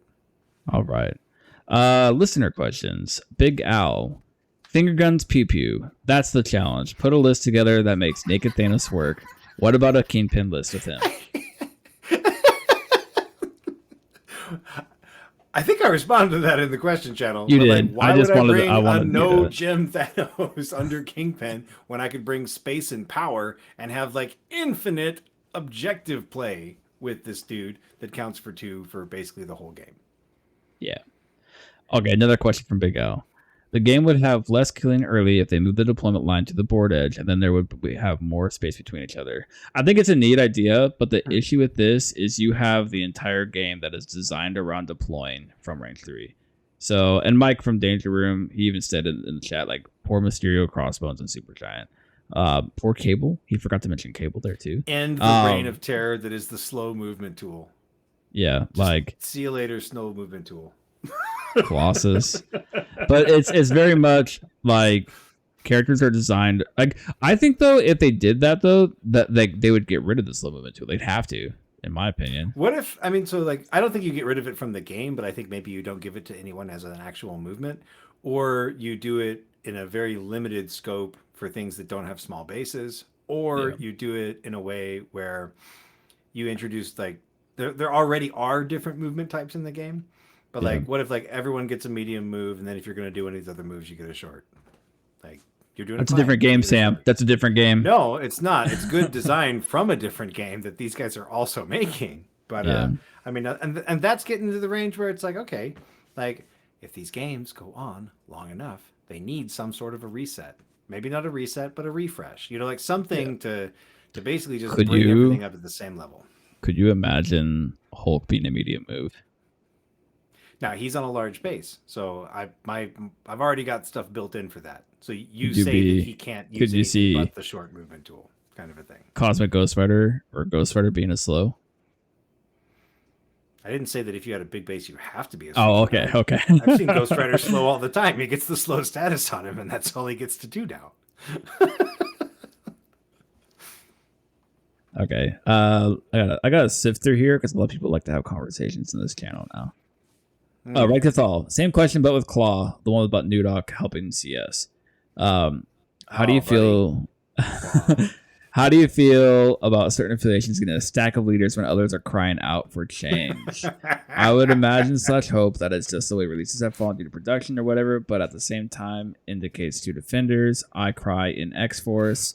A Force is crying, while Syndicate has 4 leaders now? Is it only 4? Somehow Kingpin, it feels like more. Daredevil. It's 4. It's MODOK. Claw. Good golly. So I like that. Honestly, I think that Claw's leadership is very interesting and actually makes for an interesting counterpoint to something like Kingpin. I think that MODOK and Shadowlands are maybe a little too close to each other in like their game effects. Um, I don't know. I don't have much experience playing Claw yet. I've got a guy locally who is really liking him in the proxy games that he's played, and it's neat that they have such a dynamic piece as a syndicate model that's completely different than anything else that's in that affiliation. But I mean, like 48 seconds after we had a conversation about Claw, we started talking about Defenders, and it's just like, well, why are you even playing Defenders? Because like you're not getting anything from the affiliation. You're getting a 5 threat leader with an uncertain leadership, right? Like sometimes the leadership's great, and sometimes you just don't roll good enough dice for it to matter. And I think that the Defenders leadership needs help, and I think that they need tactics cards, and they would definitely benefit from another leader. So Yeah. I don't love it. I don't love that CS has 4 leaders, but I mean that said, how many good guy teams are there versus how many bad guy teams are there? And so it's like, you know, if you don't want to play like demons, Nazis, or cosmic nihilists, like maybe you actually need another option that's like less feels bad, morally speaking. Where you're just like, no, I just want to steal the vibranium, bro. Like, I don't want to wipe humanity out. I just want to steal the vibranium. I just want to steal the vibranium and get paid. All right, from Joselle. What's the best way to work on not getting salty when you're getting diced every single game? So my answer, while Sam is doing Just like breathing that. exercises, No, that's what you do. no, what you need to do is before your next event or next game or whatever, is draw a little circle in the sand, and then put your dice in there, and then light them on fire, and ritually burn your dice and cleanse yourself of the bad juju, and then go out, and once the bad juju is gone, it might be good to burn it with sage. I heard sage gets rid of bad energy. Is that what it does? Juju. Is that what it does? Yeah. Okay. And then while you are burning your old dice, you open 2 packs, because we know we need 2 packs of dice, maybe even 3 packs if you're playing Helios Laser. At least 2 packs of dice. As your old dice are burning ritually, you open up your new packs, give them a shake, and if anything pops up as a skull, just toss it in the fire, get rid of it immediately. And then you're down to 3 dice. At that point, you go out to the store and buy more dice. Did you leave an unintended fire in this metaphor? No. This isn't a metaphor. This is actuality. Right. In this example, did you leave an unintended fire? That's why you. That's why. That's why you drew it in the sand, because it can't catch anything else on fire because it's in the sand. Okay. Fair enough. Now, Dazed says that, but I say put all your dice on the critical face, put them in the microwave, right? Just Fair. watch them burn. Definitely don't pull them out after like 10 seconds and like start playing with them again. So it's really hard to do that with TTS. My best answer for that is be player 2. I don't know why. Like that's your answer. Because like I swear I have average dice when I'm player 2, and like when I'm player 1, I feel like it's just all a miss.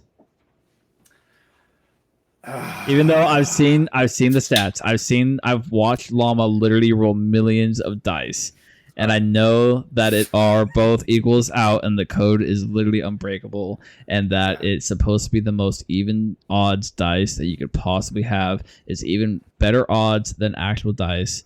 Yeah, they roll percentage. They like partial percentages more skulls and crits than everything else does. So if you want to you want to fix your TTS dice, play counts blanks, counts skulls, and has like cool things that happen on crits. So Malekith, incremental advantage. So maybe that's what the issue is too many people play on TTS, and the dice are flipping the results here, because you have Malekith getting skulls, Red Skull getting blanks, Cosmic Ghost Rider is going to be getting skulls. Like maybe that's the issue here. So my actual advice for dealing with terrible dice are two things. One, yes, absolutely, just breathe. And number 2 is pay attention. Like get a notepad out, keep it next to your games, and every time you have a roll that is spiky AF, make a hash mark. And then every time that roll is relevant in a different category, make another hash mark. And that is going to show you how many times you spiked over the course of a game and how many times those spikes were relevant. You can do it for your opponents too, depending on how much like accounting work you want to do while you're playing games. But like basically what this does is I almost guarantee you that you're going to see that you actually do get plenty of spikes. They're just not in the right places and times. They also don't hurt you like they don't hurt your brain, because when you have that negative effect, that's going to stick harder than the positive effect of you spiking. So then you're going to be like, I spiked one time this game. In all reality, it's probably closer to even. Yep. And okay, you spiked one time this game, but then like you killed a model on 1 health with And dice. an 8 damage builder, right? An 8 damage 4 dice builder. You killed a model on 1 health. And then you rolled 3 crits and 8 hits on like some kind of ridiculous like claw energy defense roll, right? And you're just like, well, okay, so like it did nothing for me. Okay, moving on. And I do recommend keeping track of your opponent's dice, especially like early on in this process, because you'll find that the same things are happening to them. And if they're not, then like, well, I mean, I've said for a very long time that if it's not your day, it's not your day. It's when it's not your day every Tuesday for 3 months. That's when you're like, okay, this is getting bad. When is it my day? When is it my day? Sir? I don't know. We'll find out in August. Oof. All right. What do we got? Holy Mackin on the chat. Speaking of leaderships, do you think that Hellfire Club is going to live up to the hype, or is it paralyzed by choice? We talked about this pretty heavily last week, or not last week, but 2 weeks ago, didn't we? Did we? 4 weeks ago? Recently. I think it's paralyzed by choice. I think that you are paralyzed by choice. Like I still have the same Hellfire roster that I mentioned that like I'm interested in playing. I still have literally sitting on my desk right in front of me. And I think that it's interesting. It's certainly doing a lot of different things with, 2 power, but I don't have a whole lot of desire to play it. That's the issue. I think I am very much of the opinion that Hellfire Club is probably going to be stronger as shoring up weaknesses of affiliations that are almost there. I think that is where you're going to see the most benefit for Hellfire Club. I think running an affiliation of just Hellfire Club and just throwing the best crap in there is going to have a lot of feels bads, because it's just going to have moments where it's like, why isn't this working? This is supposed to be like the end all be all. And it's like, it's not designed to be that. So, I mean, you say for shoring things up, and I don't disagree with you. I would say that every time I've sat down to try and build a Hellfire list, it suffers from the same problems that almost every other affiliation does, which is weird, right? Because it's like, pick whatever you want, bro. It suffers from the same problems as other affiliations, though, because you get to a point where you realize that you've got Sam and 3 cheap Avengers, and you're like, well, wait, what is Emma actually bringing to the table here? Why am I not just playing Sam Avengers? And like, I have all the pieces to do it. I think that comes down to, though, is like realizing where you actually need Hellfire Club. Like, because it's like, it took me a long time of playing like my Hellforce list to be like, okay, I'm playing Hellfire Club too much. And I'm losing these games. Or in my head, I'm like, I should play X-Force here, but I'm gonna play Hellfire Club anyways because it seems like more fun. And then I lost that game, and I look back and like in hindsight, and I'm like, yeah, X-Force actually was absolutely the choice in this game. Sure. And I think that also just comes back to like, I don't know if Hellfire Club can stand on its own because of the analysis paralysis. And I think that it just like, I think it'd be good for defenders. I think it'd be good for A-Force. I think it'd be good for X-Force. A lot of these lists that have a decent time, but they have those few things where they just wish that they had a cheaper leader that they could flex into something else. I think that's where Hellfire really excels, is giving those affiliations that don't have that cheaper option. Do you think Hellfire does anything for defenders? I do actually, yes. I can see it. I mean, I have 0 table time trying it, but like I can see that. just go. Because it's just one character and one card where defenders don't really have cards. You don't have any cards. So it's the same thing with X Force, like, and the same thing with A Force, arguably. Like all these affiliations that are like we talked about on the beginning of our struggle bus last week, or not 2 weeks ago. I think every single one of them actually benefit from a splash of Hellforce or Hellfire, because it's just they can afford the card, they can afford the character, and it shores up the fact of not having a cheaper leader option.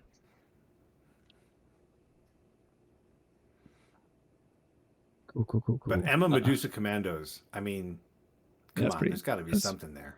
There's got to be something there. It's not a cheap core, but Let's see. And that looks like all the questions that we have. So I think that's going to wrap us up for this episode. okay. Is there anything else you want to say? What's your closing thoughts, Sam? This game is fun. I think that's we actually didn't something preface this for whole say. conversation with like a little bit more of like this is like a real competitive mindset episode. Yeah. Where like I'm not complaining about the game so much as it's just trying to figure out like what this new world is. And like you said it best when you're like, we're the boomers of MCP, because like, yeah, I'm like, these kids and their Malekith, like, I don't know what to do about this. A Malekith in your Red Skull, like, what the? So the game's fun. And it, like, I don't know, these games are really just like excuses to meet new people and have good times with people you know and new friends you just made. So I think that's one of the best things to say is like, yes, we're sitting here, we're kind of complaining. And this is where like we're the boomers of MCP. And but at the end of the day, I still think MCP is one of the best miniatures games that I have ever played.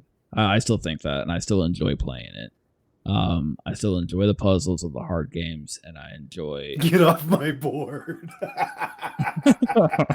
We need a meme. Who's good at making memes? Oh man, I need a Clint Eastwood, like holding a shotgun in a rocking chair, like Gran Torino style, just like get off my board. And then have Get like a that picture of Malekith off my MCP. board. Have a picture of him playing MCP or something like that. Whoever can make a meme, please make this happen. And with that, we have been the Rogue Agents, and you have been the MCP Boomers. Perfectly balanced, as all things should be. Maximum effort. In this world, there's no surrender. He's out of line, but he's right. Who the hell is Bucky? You don't like a fair fight. I think you're wrong. Which part? All of it. Think you're the only superhero in the world? Touche.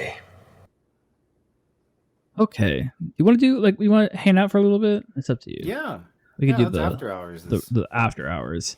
Yeah. Oh, turn the light off. So I definitely think like it started out really kind of awkward, not gonna lie. Like it was like kind of like, how do we talk about this? And then I think it really devolved into an even better topic. What was the actual topic? Like, what the fuck do I do? Yeah, basically. So I don't know. It was fun to talk about. I definitely think we like hit some very very controversial takes. I mean, the struggle bus stuff was all supposed to be like about like strategy and how to play the game, and I think that's not what we talked about tonight. Yeah, I feel like we just complained. But I do think though, I am actually really curious to see though is like I don't know if you saw the message to Mike for my idea is running like a flavor town, but with the whole 6 threat rule. I'm really curious to see how that would pan out. So I'm hopefully he's for it. I imagine he would be for it.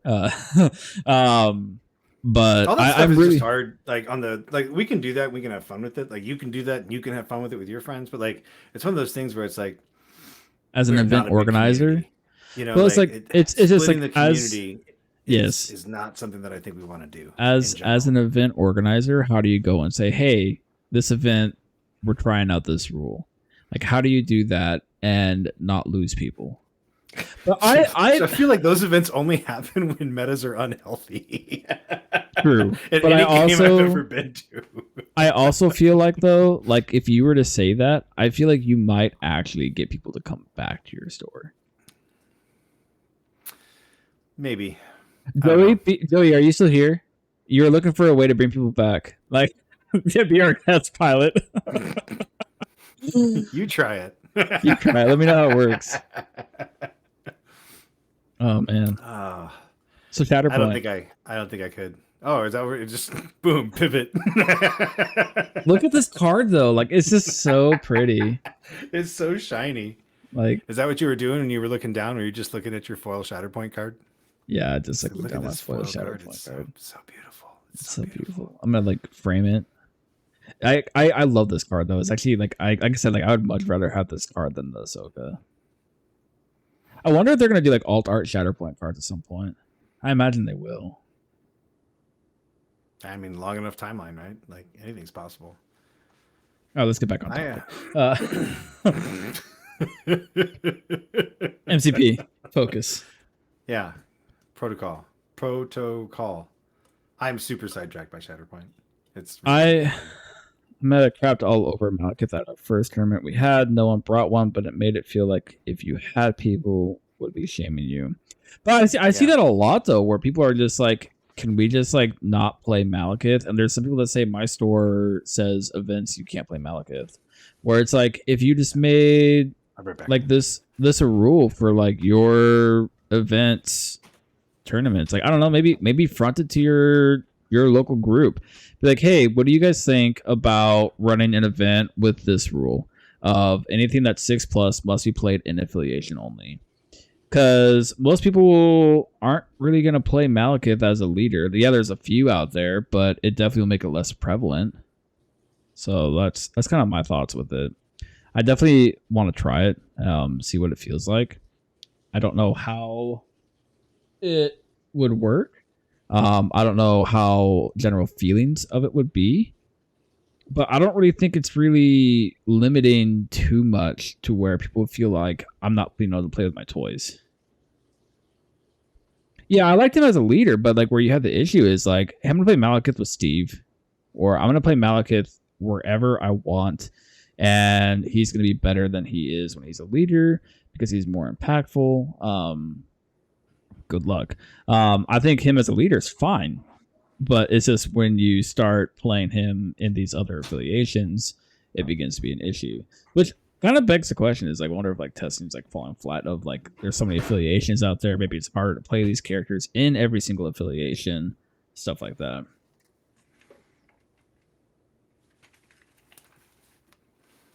Welcome back. I'm back. Well, now that you're here, I'm gonna go use the bathroom.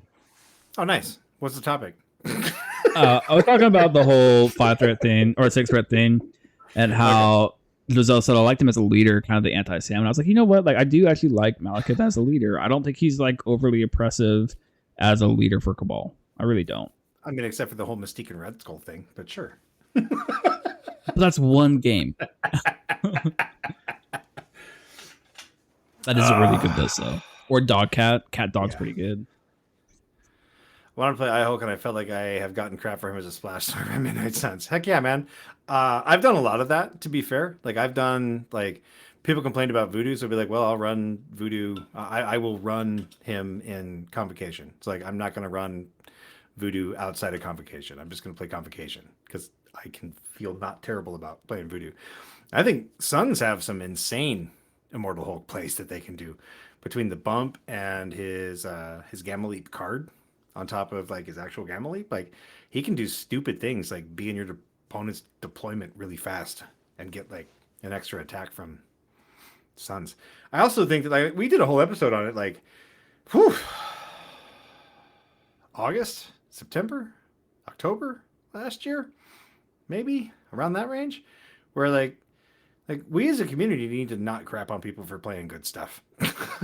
Just in general, like, it's like, look, they're pieces in the game. They gave us this game. If they're not going to do anything to change it, then like play the good stuff.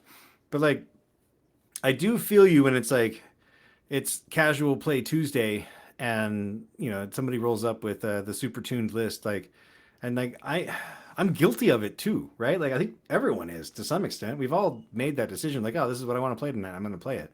So like I brought a testing Black Order list to a casual game night. I brought Thanos, but like I had no intention of playing Thanos all night. He was just in the list because like that's what I would bring if I was playing the list. I was like, I'm just going to test Corvus stuff and see what's up. And the first guy that I lined up against was playing the game that we played. He played like a Mind Loki, Red Skull, and Malekith, and I played Corvus and Power Swan and Space Maw, and it was just like we were like 3 versus 3, and his grunts made a ton of difference. His dice were absolutely quality. Like I, I've commented to it in the past, but Red Skull feels way too much like Corvus and Proxima for a 3 point discount to me, and playing my Corvus into his Red Skull was super uncomfortable. I had to play so cagey that game. I got my butt handed to me because I could not push enough damage through on Malekith. I could not get, his Red Skull took like a whole extra turn to go down. He had great quality and this and that. It's just like, man, like this is just like, this is so hard. And then I played my second game and I just like smashed somebody else off the table while they like felt the same way that I did playing the last game. It's like, and that's why I say that like casual gaming is so much more toxic than competitive gaming. Cause like I brought some kind of a mix of competitive and casual to the game night.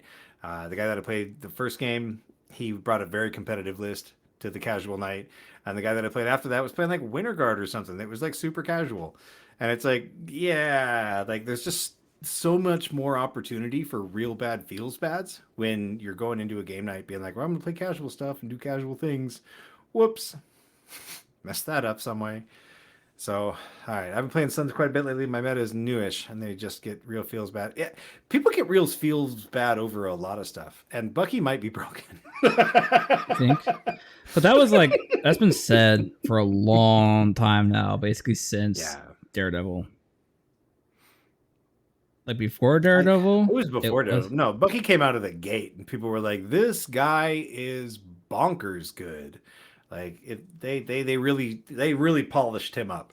Like, and I'm not saying that I mind because like honestly, like there are way worse pieces in the game than Bucky. But Frank like, still doesn't have an affiliation. Hey, yeah, I lost. The list I lost to last Tuesday was had Frank in it. I love Frank, but like, I cannot get work out of Psylocke, man. I gotta say, like, I get all of the data like on her that like she's hot and good and amazing and killing it, but like she just shits the bed every time I like. Do I need to show you? Pop off. Do I need to show you how to Psylocke? You can't fix my dice, man. It's not dice. I can roll 7 dice twice. I can roll 7 dice twice at something. You got a way to roll more dice? Like more better dice with her? Like, am I not attacking correctly? No, you're like, picking the wrong targets. 14 dice. Okay. No, if anything, the mistake that I made with her last week was that I didn't bring Crimson Dawn. That would have. I think helped. It's the first game I played without her, without that card. Yeah, that I absolutely think that you need Crimson Dawn for Psylocke to feel like broken. Yeah, I think so. Which may not be a good thing. Like she feels real good with Crimson Dawn. Yeah. What sucks though is when your opponent robs you of being able to play Crimson Dawn. Like I'm just like, oh. But a lot of times it's my own fault because I'm like, I do math wrong, and I'm like, okay, I can pay for this many rerolls and be fine. And then I'm oh fuck, no, I can't. In the game last week, it was her defense. Like so, like it wasn't just that she could not end Frank Castle. It was that we got into the point where it was like, okay, I wound up with pressure on both sides of the board on me. Mm-hmm. And I had to choose to basically like give my opponent an objective and hope that he didn't pick it up and run away into a place that would limit the amount of attacks that I would have into him, or I needed Psylocke to survive. And I was like, well, martial artist, storm cover. I'm gonna bank on Psylocke surviving. And golly, you know what she didn't do? Survive. She did not survive. And honestly, in that, like, I'm not sure Crimson Dawn actually would have helped her in that game, but it would have incentivized me to activate her instead of the other, and That's done something else on her side of the board. it. Crimson Dawn changes your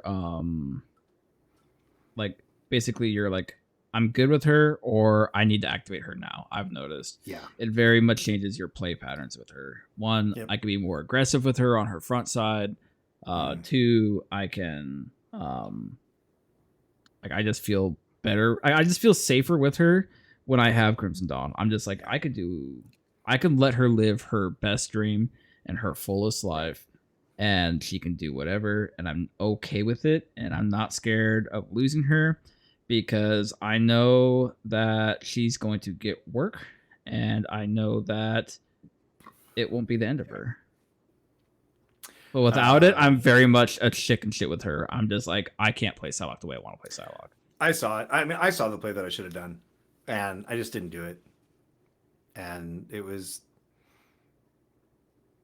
some of that was like the game night decision where you're just like, yeah, whatever. Like I can choose to like do something really unfun here and just like go and pick this up and then move away twice, or I can continue fighting and doing the fighting thing. And because I chose to do the fighting thing, I opted to activate the other side of the board. I know better because I know that my pieces can't take punches, but yet I still occasionally just like lean into it and let them take punches, and I always regret it. But I you have cannot fun. point But to did a you- time where but did I you have was fun? like, "Oh yeah, this character can totally take this punch." Hell yeah, they took the punch. Like nope. Like hell they yeah, took this it. character could take the punch. Oh, they're dead. Never mind. They couldn't take the punch. Well, they took it. They just died. Yeah, everything dies now. Like everything dies all the time. Even if it's like old pieces versus old pieces with nothing new going on, you know, or like old pieces into new pieces with nothing going on. I Like, just feel everything just dies now. I just feel like people just in general have gotten more aggressive with the game. And that's why like I keep talking about like with Shatterpoint, where it's like I feel like people are trying to play MCP when they're playing Shatterpoint because they're making it aggressive in situations that they should not be making it aggressive. Shatterpoint's basketball. Call your own fouls, but other than that, like it's basketball. Like you have to keep scoring. You have to prioritize scoring, and when somebody stumbles, that's when you have to start like finding room for something. It's else. very much like MCP. I think that's like where I think the whole you can only attack once in Shatterpoint is great because if you could attack twice in Shatterpoint, like no, everything dies. I mean, you have to roll really poor dice for Anakin to not murder whatever he's standing in front of, or not have enough force. But I mean, it's all possible, right? everything is building stuff? possible. You building Shatterpoint right now? I won't judge you if you are. Is that a Mando? It's a Django. Ah, it's not a Mando, but kind of a Mando. He wishes he was Amanda. I figured I might as well. I have like some kind of clippers. They work. It doesn't get my cuts exactly how I am used to, but it's like I have it here and I really wanted to put it together.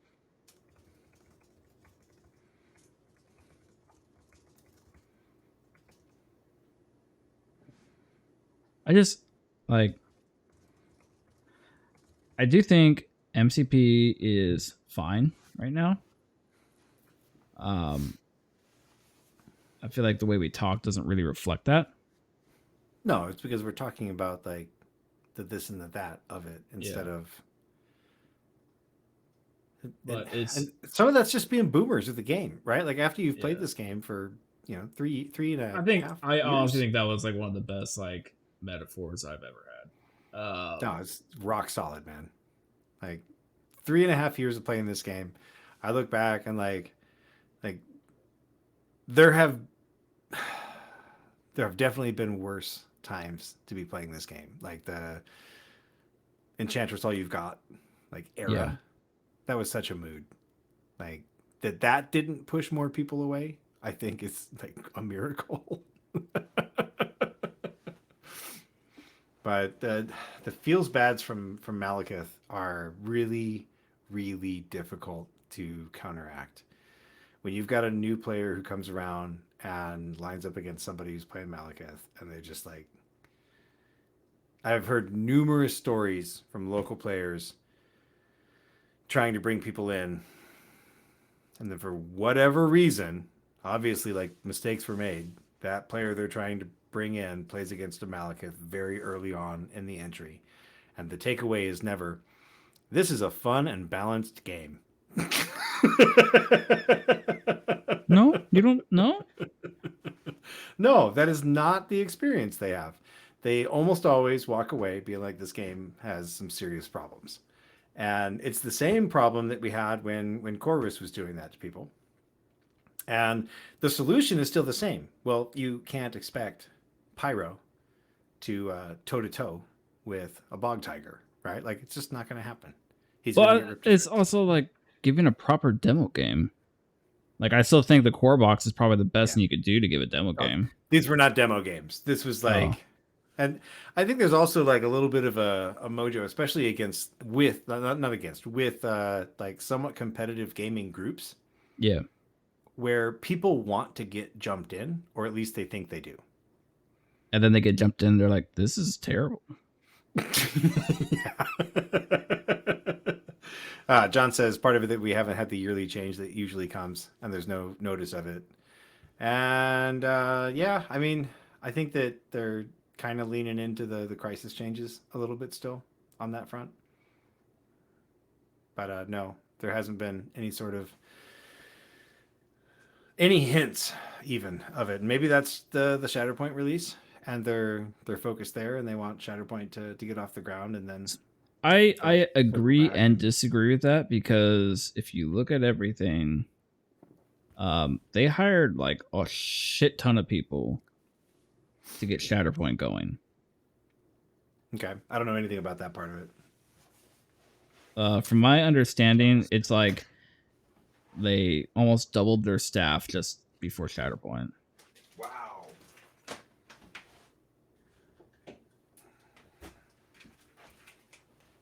That's a lot of ads. Yeah. So like, because I made the same thing. I was like, well, Shatterpoint's coming out, all this stuff, and that got put up to me, and I was like, oh, This feels very Star Wars. Like just Yeah. the circle base. have you opened it yet at all, or is this the first time you're opening it? So no, this is just the Ahsoka. Oh, okay. Have you seen this? Have you seen the bases like this? Yeah, that's they're all like that. are? Okay. What's really cool is this fat stack of cards you get because you get 5 languages. So honestly, we've got to figure out a way to like do something with that. Because what am I going to do with all these cards? Like, there's somebody out there who speaks German and has a 3D printer and would like to play Shatterpoint. I mean, I'm for it. I don't have those connections.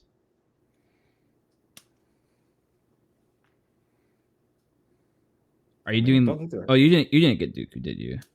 No. I'm not a dirty Sith player. That's where you're wrong. Nope. I have standards. Dooku's. Okay, so let's get some like Star Wars talk going on here, right? I Okay. am actually have you seen Tales, like the I haven't. I need to. okay, then I can't talk to you about this. You can. I Okay.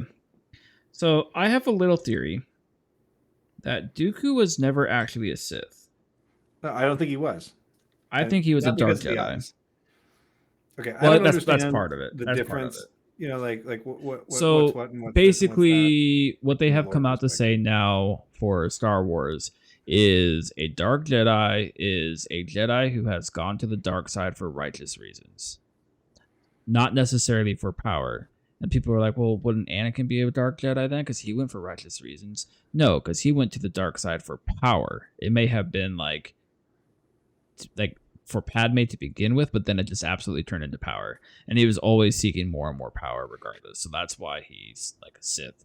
But Dooku wasn't agreeing with the council. He wanted a better world. He had very, very righteous reasons for him going dark. He wasn't doing it for the power. He was doing it to create an opportunity. He was doing it to create an opportunity to be able to change how things were, to benefit those who were like basically oppressed.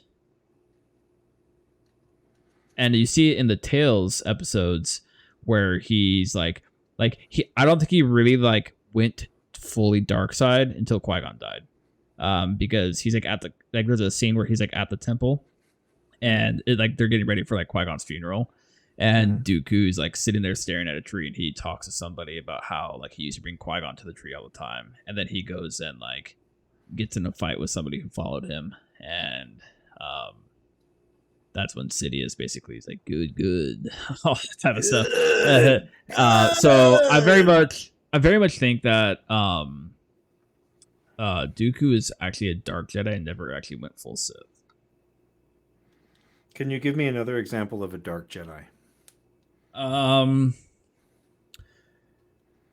The biggest example that is out in media right now is from the new Star Wars game. And this is where like they actually like explain what a dark Jedi is, because I guess the main like antagonist in the game, or protagonist, whatever it is, apparently explains like how this guy wanted to basically save a planet, and he left the Jedi Order, and or some reason like that, he left the Jedi Order and started using dark side to be able to try and protect them. And that's like how he got an orange lightsaber. Like, so the whole orange lightsaber thing is like a dark side Jedi, not necessarily a Sith. So why does Dooku go so bad then? Because like episode 2, did he really go so bad? did he not? I mean, like, so think about this though. Like Dooku, what was Dooku doing? He was trying to basically help a people become not oppressed. what people was he helping to become not oppressed? Like, how was the Galactic Republic oppressing people? That's not my ideology, but that was theirs. Okay. Fair enough. Those are your words. Those were my words. Those were your words. I don't know. Like, so like watching, I've had to watch a tremendous amount of episode 2. Why? Because I have exposed my kids to Star Wars a lot earlier than I think most parents do. So like I literally brought my firstborn son home from the hospital and we watched A New Hope together. Oh, that's cool. And so like for my older son, it's ingrained in him. Like some of his first toys were like my old collection of the old like Burger King, like they're not bobbleheads, but they're like big-headed Star Wars characters. Yeah. So like those were some of his first toys.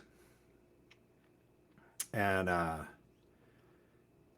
he's known Star Wars characters' names and this and that for a really long time. And like I do a little bit, I've always done a little bit of editing some of the harsher scenes, and we'll skip around and do this and that. But like he fell immediately in love with the arena fight scene.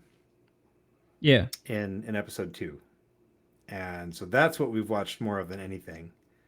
We don't really watch the whole movie. We watch the Coruscant chase, and we watch the arena fight scene. And I always, or more often than not, I skip the part where Mace cuts off Jango's head. Spoilers. Yeah. Spoilers. Sorry. Oh, shit. I had no idea. And it was funny actually because like my younger son was watching it with us the other day, and I skipped that scene. And I mean, at this point, Bob's seen it like a handful of times. And he's like, "Why'd you skip that, Dad?" I was like, "Cause I don't want Hank to see Mace cut off Jango's head." And he's like, "Oh, okay." like, oh, okay, great. But they don't so much love like the big fight with the clones and everything. They love the Star Wars like menagerie, the Nexu and the Reek and the Acklay, and like that's what they love, the Rancor, the Wampa. They love all the like mythical beasts of Star Wars. But I've seen a lot of episode 2, so I get to see that scene where like Dooku's standing up on the podium, and he's just like he's so full of himself in those scenes. I think that's just his voice. Maybe He has a very I- pompous voice. it's true, but like he's a good actor though. Like that guy knows what he's doing. Like he's purposeful. It seems like it's purposeful. Yeah. Like, he's trying to portray a certain level of arrogance there, and I think that that's something that like the dark side definitely has is That's a level true. of arrogance. I guess that's true. Like I'm fine agreeing that like he's not a Sith. You know what I mean? Like that, I'm not going to argue that. He didn't have like- yellow eyes. He didn't have yellow eyes. Yeah, I don't know about that part. Like that's. I never for a moment considered that having yellow eyes was like Apparently, it's the a trade. Like telltale sign. no, apparently it is. Like it's. I just figured so like I mean I remember when like you saw Maul's eyes, like I just figured it was because Maul had eyes like that. So that's what I thought too. And then the argument comes up is, well, why weren't Palpatine's eyes yellow the entire time? And it's like, well, they hide it, because right? he hid it. And then they didn't go yellow until he like showed himself. Because as soon as he showed himself, they went yellow, and they were yellow every time after that. Yeah. Oh man, how am I gonna get these guys done? I don't see why people are complaining about mold lines on these. I really don't see that many mold lines. I mean, I'm gonna be very methodical with my paint on these guys. Same. I have found that since I switched over to using mostly Pro Acryl Yeah. monument paints and an airbrush for priming, that I see a lot more gaps than I used to. Yes. And stuff. Which that's like the next level of my miniatures hobbying is trying to get around that stuff. Getting better about gaps. You gotta do sprue goo, Yeah. which I don't do myself. I really should, because gaps bother the crap out of me when I see it on a finished model. Yeah. But there's a big old mold line on his head. Oh, There you I go. just lost his head. Oh no. Oh, that I'm in the danger zone for that. Like over here at this desk, and not my like window station that I keep walking back to grab stuff. Well, I'm like sitting here like at a really weird angle because I'm like talking. Right. This isn't very bad. I think It's the sacrifices we make. Indeed.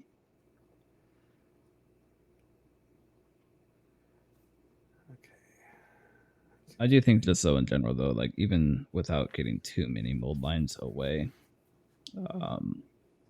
these models do look really freaking cool.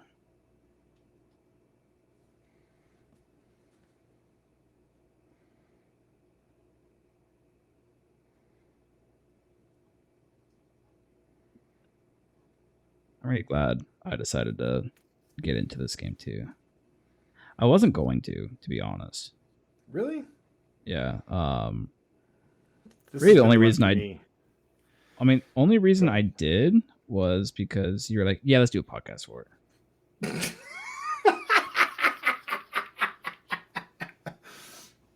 That's funny. For me, this was like as soon as they announced it, I was just like, oh crap, how am I gonna incorporate this?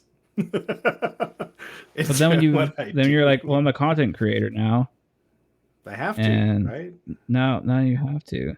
I am definitely gonna be not buying as much stuff with this game though. I mean, I've also slowed my roll with MCP, so that's the thing for me is that like I have not bought very much MCP. I didn't buy Squirrel Girl and Gwen, no. and it's not because I don't think they're good or because I don't want them. It's just like it's just not where my attention's at right now. And just MCP don't has done care for such a them. so okay. And this is something that, like we didn't talk on in the cast at all, but I think it's relevant. they have. So you mentioned they've made all these changes that we requested. The changes that I wanted them to make the most, they have made, Yeah. which was not locking crisis and tactics behind models, Yes. right? So like just give me character and affiliation tactics and give me crisis separately, whether it's a print and play or a crisis pack. Like, and honestly, I would almost rather have a crisis pack at this point that was just like, hey, every year we're going to release a crisis pack and that's the crisis for the year, or every 6 months. They're like use that to spice it up. But that's neither here nor there. My point is that they've almost done too good a job of it, much like they have on the rest of it, where like they listen to everybody, they balance so many things based off of what people were saying, or that wound up in alignment with things that people were asking for. They're like, now they've given me what I asked for, so now I don't have to buy every release. Yes. That's exactly it though. Is like I don't feel like I have to. Like I get what I want and I'm okay with it now. Like I Yeah. don't feel like I have to go get um whatever. I don't feel like I have to get Squirrel Girl or Squinpool. I don't need I it. want to play with both those models because like I do have a soft spot for that brand of comic book that's like Yeah. just a little over the top and not anywhere near as serious as the rest of the comic book world that I enjoy. I would rather venture into less serious than like too serious. Yeah. That's part of the reason why I've never really been a DC guy. Is it like they just always feels like there's too many DC things going on that are like, oh, you guys like it's way too serious. I feel like that's my thing too. Is like I could never get into DC because it's just like they take themselves way too seriously. Giselle, I kind of want everything in the game just to feel like I have anything at all I want to play. So that was like my theme at the beginning. Is like I wanted Same. like the options, Mhm. but now I have all the options and I only touched 5% of it. Right. So it's So, like like- I can't justify going and buying Claw because I don't see myself playing him in Syndicate. I can't justify buying what you call it? The M'Baku. Because that's the I same don't box, care isn't for it? what cost. Isn't it Yeah, the M'Baku same with box.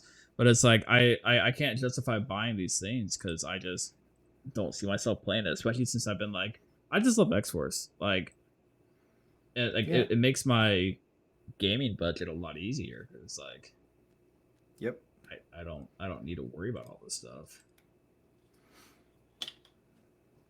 And that's another thing where it's like, man, when we give people crap for playing models that they like, or we give people crap for playing models that people think are too powerful, like when that really is dude's favorite model, like that is a super feels bad. Like as someone who like legitimately loves Thanos, not like my love's maybe a little strong, but like you know what I mean. The character of Thanos has been a longtime favorite of mine, and I've always enjoyed that he's got that like he's very pragmatic, and so he winds up being a good guy,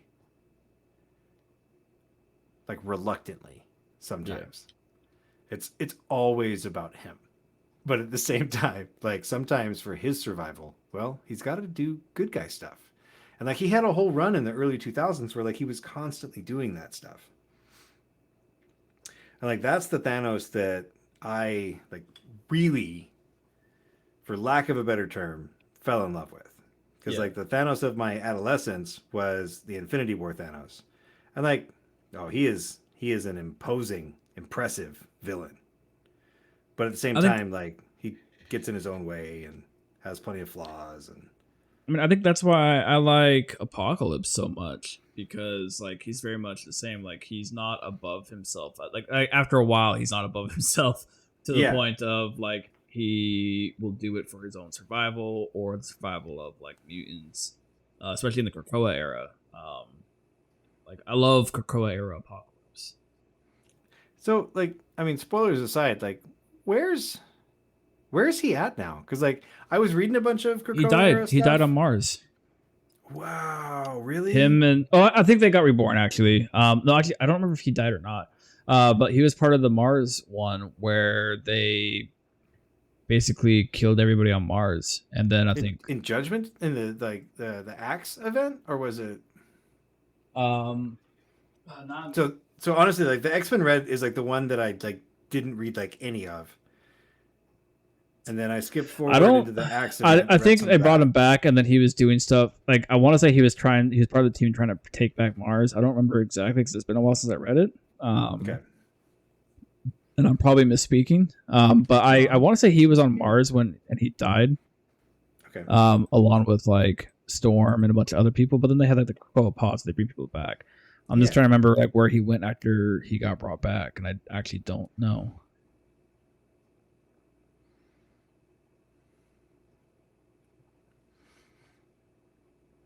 Yeah, I really don't know. I don't know what happened to him. Okay. Because I don't think he's been in the Axe stuff at all. No, that was what prompted me to look for him.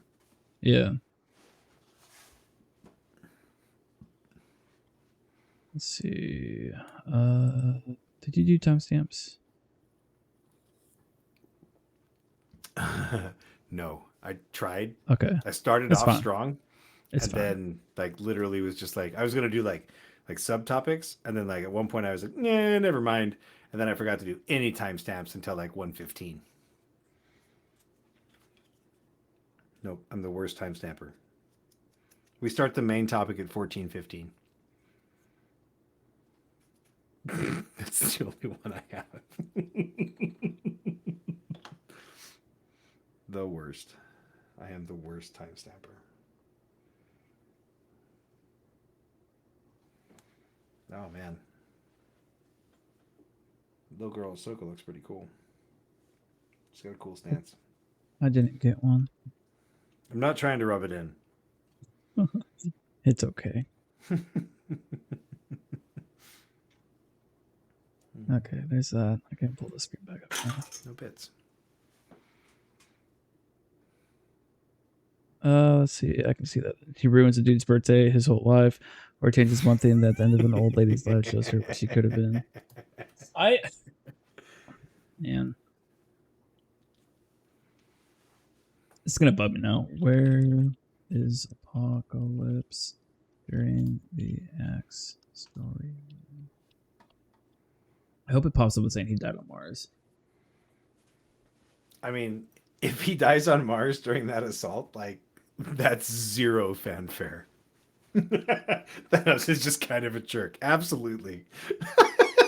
Like, it's not even that he's a jerk. Personally, like, yes, he's a jerk. But, like, is he just a jerk? No. I think he's just a guy that wants to be left alone. Like, a lot of what he does in, like, the early 2000s, like, storyline stuff is, like, he sees a bunch of stuff during the Infinity Gauntlet. And then, like, he doesn't actually die. Basically realizes that he can't actually die for the most part. And then he kind of just leans into that. And he's like, okay, so I can't really die, but I can kind of die. How do I make sure that I don't die? And he mostly just wants to be left alone. And like there's a whole period where he's like actively trying to basically just eliminate the threats that can affect him when he's trying to be left alone.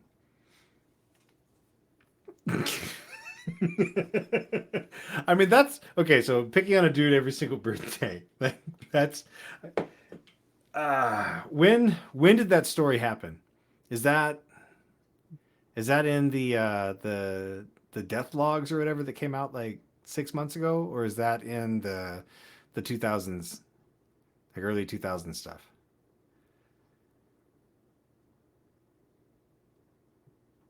I don't remember.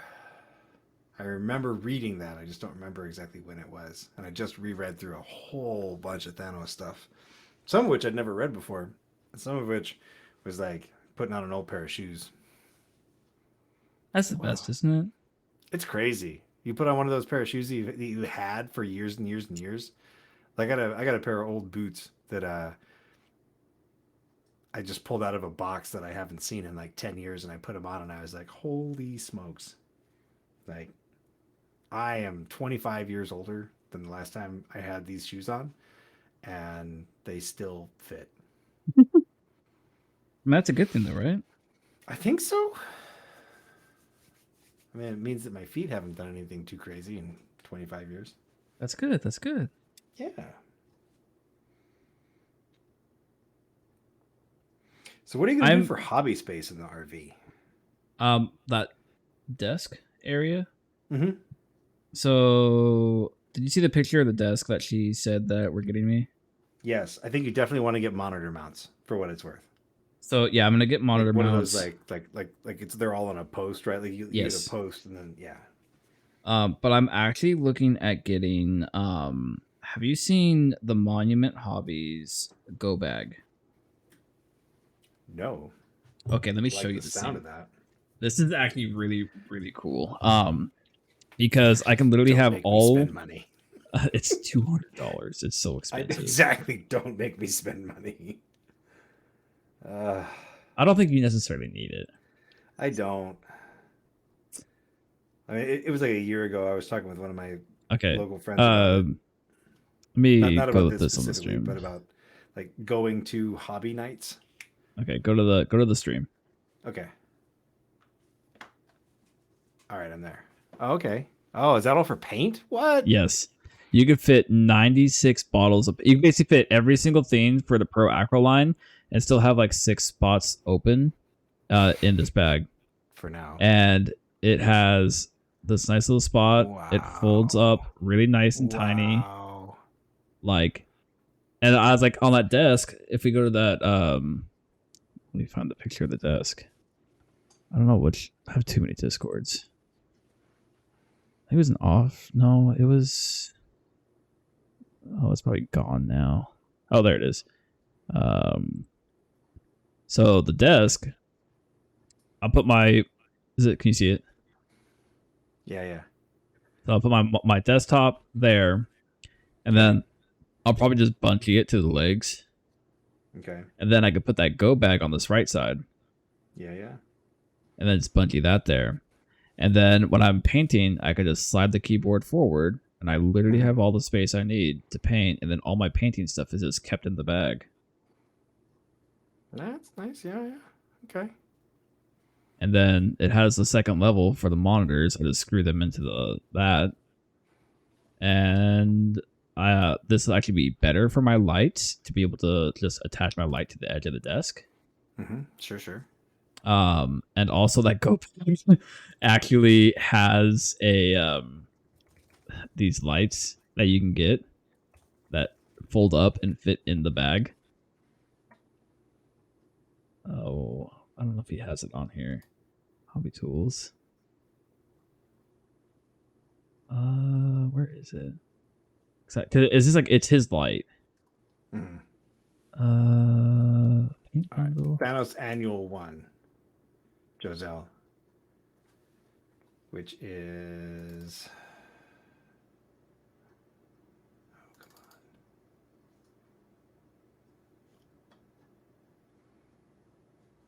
on. Oh, what? It's out of stock. Of course it is. But yeah, this is my plan is get this bag because it holds everything and keep me organized.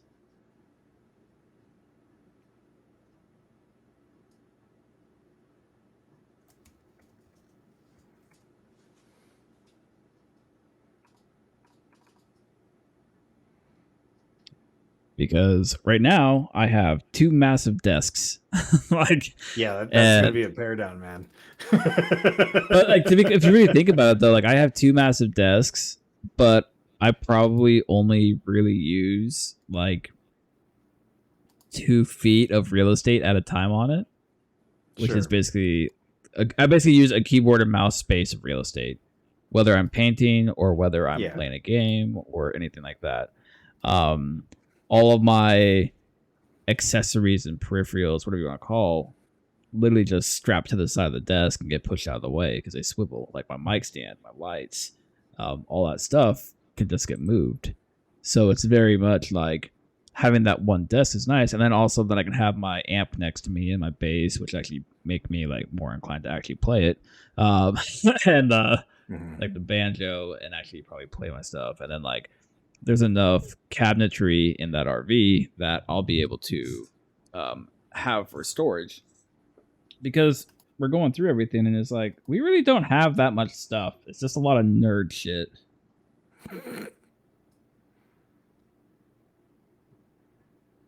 All right, 2018. Thanos. The Thanos annual number one that we're referencing is from 2018. So it's very much a new development. Newish, anyway.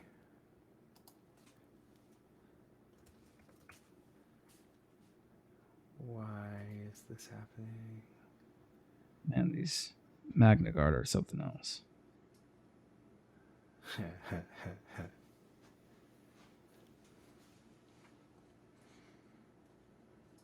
Hey, you want to play with the better stuff? You gotta build the harder model. Well, now that I've seen Grievous, I don't even care about the Magna Guard. I'll I'm probably telling actually you, man, I still think they're still better. Yeah. like. I don't know yet. Like, I really like running Grievous though, and I don't care for Kraken. Like Kraken, in my opinion, is kind of like I think Kalani should be Kraken and Kraken should be Kalani. To be completely honest, like But I mean, Kalani's 5, right? And Kraken's Kalani's 4? a 5, but I just think that like their character cards should just be swapped because Kalani feels more like Kraken should, and Kraken feels more like Kalani should. I don't know enough about those droid characters to have a strong opinion on that. That's fair.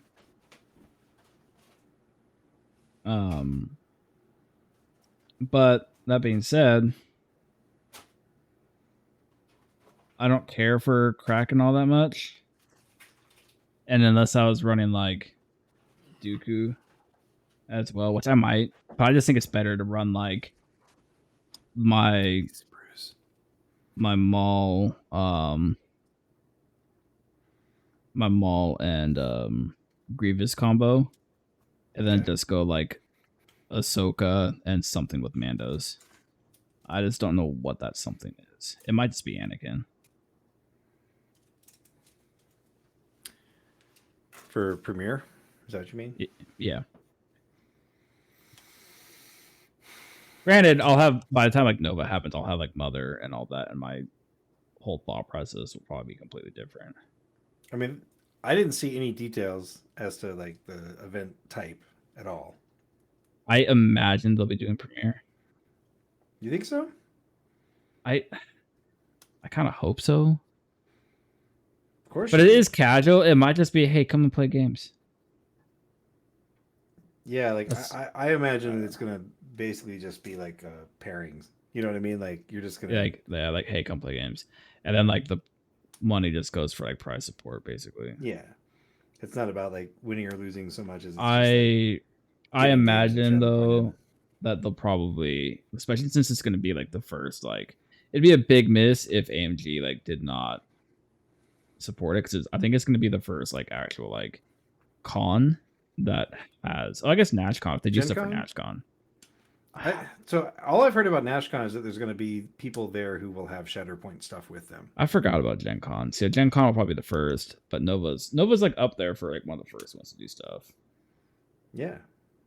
Well, it's like less than a month after Gen Con, right? Yeah. Coffee's going to Gen Con. He was trying to talk me into it, and I was like, because he saw that they posted like a Shatterpoint event. He's like, "You want to go to Gen Con?" And I was like, "Yeah, I want to, but I can't."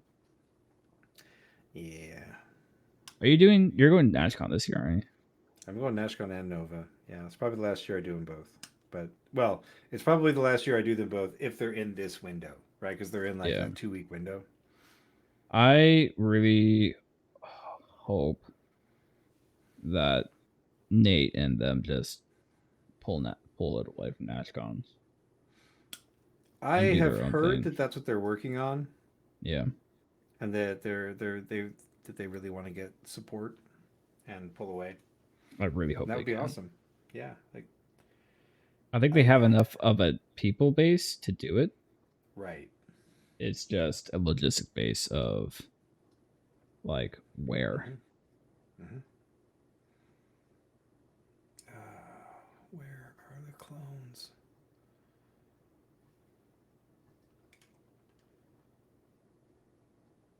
Can't even find the clones. I think the cool thing about droids is if me shaving off stuff and I cut a little too deep, I can just make it look like battle damage. Unlike Marvel, where I'm like, oh shit, I cut a little too deep on this dude's arm. Like, It's whoops. done. It's done forever. Oh, there. Oh, it's only one clone on a box, I guess, isn't it? On a base. Yeah. But the B2s are on a bigger base? Yeah, they're on a bigger base and they have 3 models.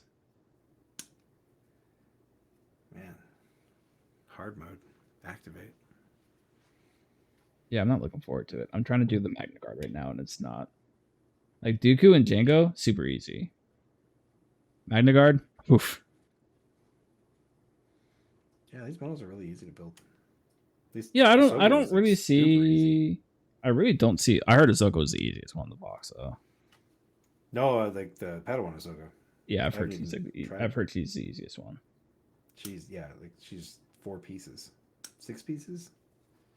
But I don't really understand why, like all the complaints I've seen of like how difficult these are to put together. I'm like, this is I mean, I've been Games Workshop models for the past month, and That's these fair. are infinitely easier than those.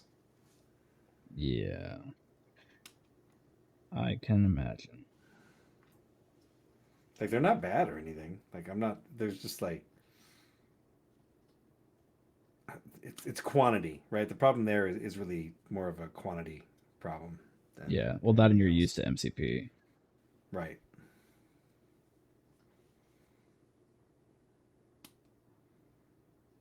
Nope, that is way too much glue.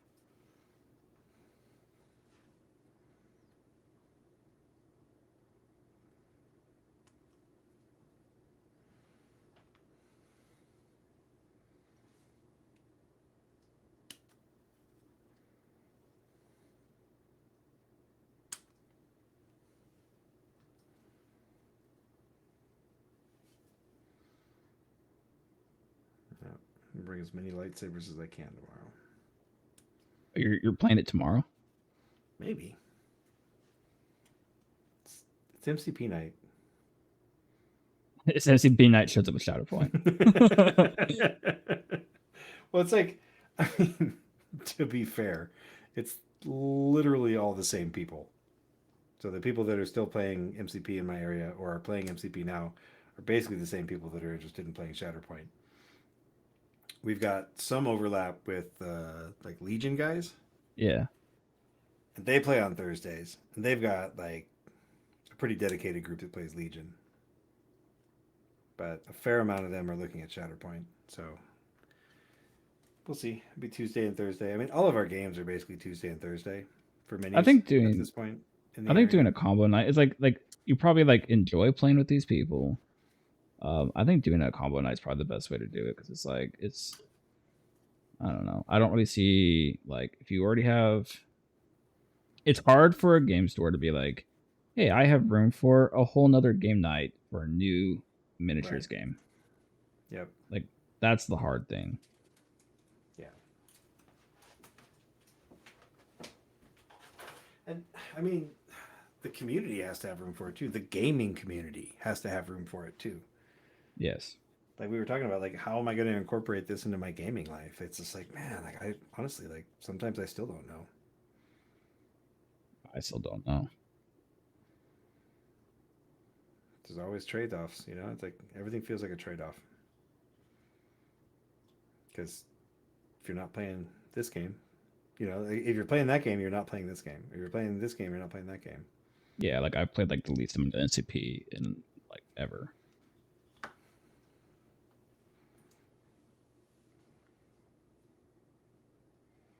Well, I guess this guy's gonna be a little wonky. No, that is one piece. Clone. Body, leg, and back, one piece. I am here for this.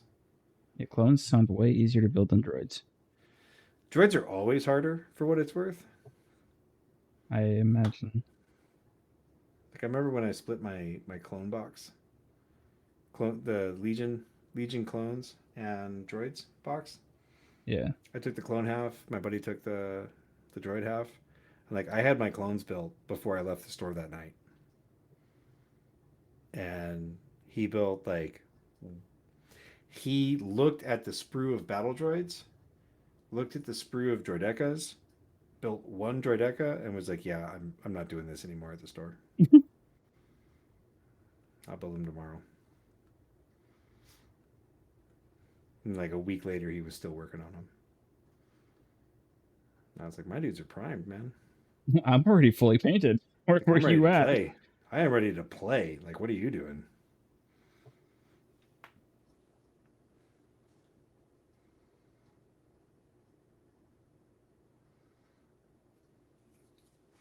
We'll see. It's gonna be a lot of mirrors till Wave 2 and 3 come out. Yeah. Which isn't my favorite way to play, but hopefully I've done enough to talk up how good Dooku and droids are. That it don't So, matter. that's right. If I've done my job. They won't have anything but Dooku and droids to play against me. And I might lose, because I really do think they are that good. But I think I won't I have don't to know play about mirrors. I really don't know about that though. Like I definitely think droids and Dooku are harder to play. I mean, you got to know what to do with all that extra economy, right? Like, Yeah. when Like that if you're just Ferrari getting engine extra revs up, and you're like, if I you're drive just a Volvo. getting like extra economy and you're not using it, then it's like what are you Hmm, actually getting? nothing.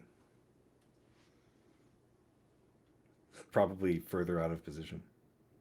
Okay. So everything I've said about Dooku and the droids, Hmm. I will give one caveat to it, which is that like I think the more people get this game figured out, the less value Dooku's always on ability Yes. has. Which is why I'm going Grievous. Which is funny to me because you're literally just like trying to kill everything all the time. Yeah, between Maul and Grievous. and and you're like banking on other people trying not to do that. Yeah. Or not even trying not to do that, but like trying uh like not playing in a way that responds to that. But nobody will be because they'll be playing Dooku and droids, not Ahsoka.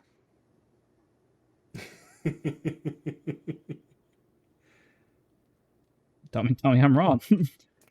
You think they're going to play Dooku and droids? I think a lot of people are going to play Dooku and droids, yes. Then yeah, and he gives tremendous action economy when your models get dazed. That's what I'm talking about. Oh, I think Ahsoka is like the worst for like my type of list. Hmm. I mean, I've been loving playing her for what that's worth. Well, because it's like it's like playing an attrition list into Sam. It's the same thing. Yeah.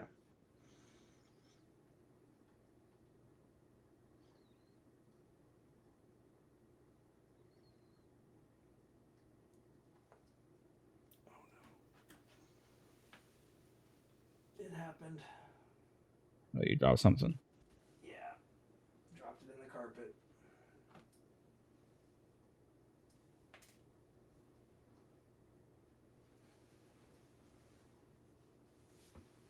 Found it. There you go. Yeah, that definitely could have been worse.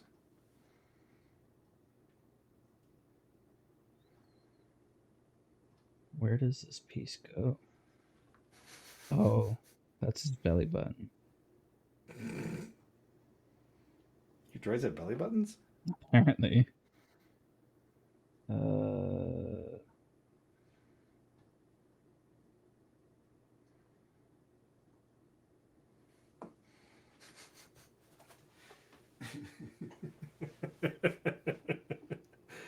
Just two MCP podcasters building some Shatterpoint stuff. Well, to Nothing be to see fair, here. MCP and Shatterpoint. Yeah, yeah. Oh, Amon sent me a Discord message this morning that was like, "How can it be the most competitive tournament around if we're not in it?" You didn't ask. Right? I haven't responded to him yet. I'll respond to him after this. If who's not in it? That's funny because you're not even the Him and one. Jesse. I'm on it. I'm on it, Jesse. I didn't know Jesse played on TTS. Yeah, I have no idea. Like I thought he was very much like an in-person only type of person. I have never seen him play MCP on TTS. And I also have that same impression about the man. Yeah. Have you listened to their cast? I have not engaged in any MCP content other than participating in creating some. That's fair. I also haven't been running as much as I was, which is like, Your I'll time get to there. listen. but it's like that's my like podcast listening time is my exercise time, and Yeah. I just have not been exercising as much as I was, which I need to fix. But Oh, that's awkward. ruh-roh. I guess that's Happened. kind of cool. I think I put the wrong cape on the wrong one. Which That's makes I his might have head. just put the wrong head on a clone. We'll see in a minute. Let's see. Or He's I put the not wrong looking the direction I thought he would be. Hey. This guy is not looking the direction I thought he would. It kind of looks cool though, so I think I'm gonna keep it. Like, here's him facing forward. I don't know how well you can see. I don't have the Twitch open. Oh, Here, I'll get you though. Give me a second. If I hurry, I might even see it. I think 7-second delay. so there's the model facing forward. This is the direction his head is. I think it looks kind of cool though. I like it. I'm gonna keep it. All right. I might not catch any of that because I have to sit through a commercial. Oh my goodness. When did we get commercials? We're killing it. What happened? How did we do I- that? I didn't know you. I thought everybody got commercials. No, we didn't have commercials for like the first year, basically. I guess we're doing good. It's like a body contortionist. Oh, and then I dropped him. Okay, is it up yet? Yeah. Okay, so this is his body facing forward.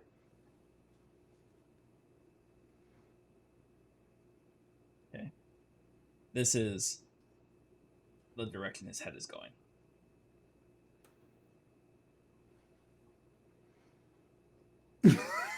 No, that's all right. That's okay. Because he's like he's gonna come in to swing it. Yeah, it looks like he's I'll like. show you the It looks like clone. he's up. It looks like he's up to bat. Yeah. All right. So here's the clone, right? Clone, Okay. Okay. clone.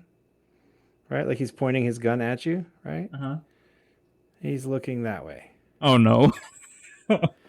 But like that's like I just tried the other head on him and like no, this is definitely the correct head. I feel like I don't really know if I just put the wrong cape on him or how I ended up in this. You know, I think the bottom line is that we're just bad at minis games, Dizzard. We're just bad at this. His wrist is also really, really weird. But he's a robot. He's got ball joints, right? Hey, you don't want to play with Magna Guards anyway. You're fine. I mean, I still like Magna Guard. He's on a 60-day clock. Oh, so you're saying he'll be in your 4. He's just not good enough Yeah. for your 2. Well, I'm undecided.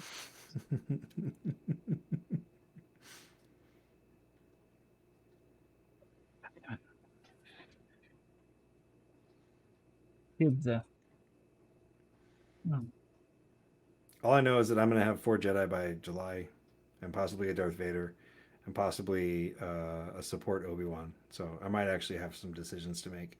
Support, you mean secondary? Yeah. Sorry. Um,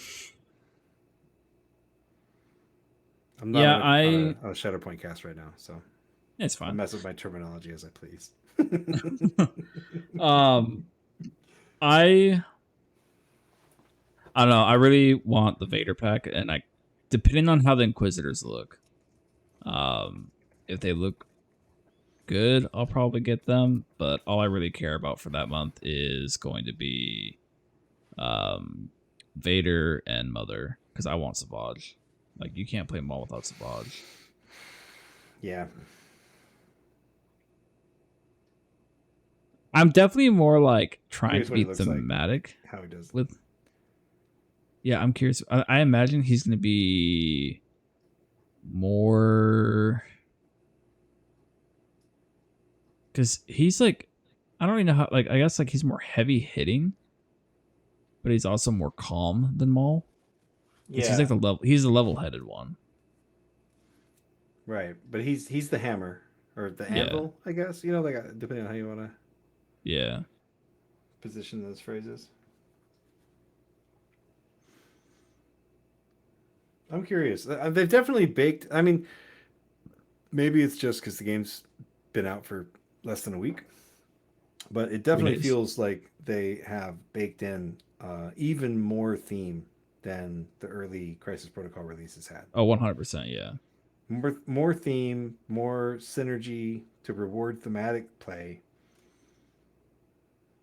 which I think is great.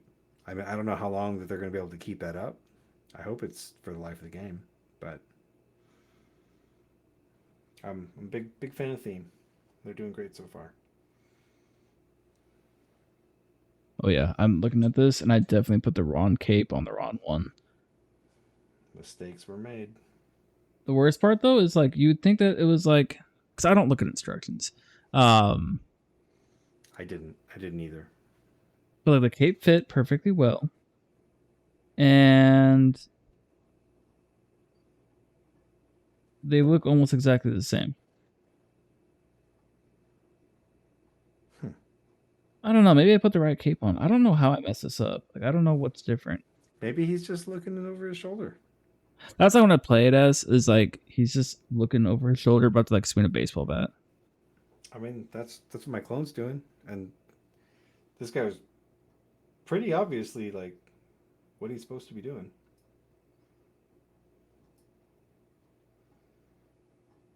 But then the other one's looking the wrong way too.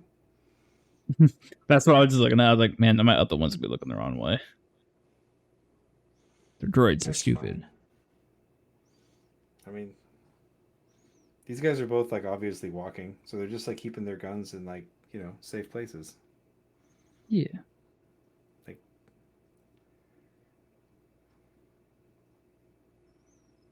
Django looks cool though,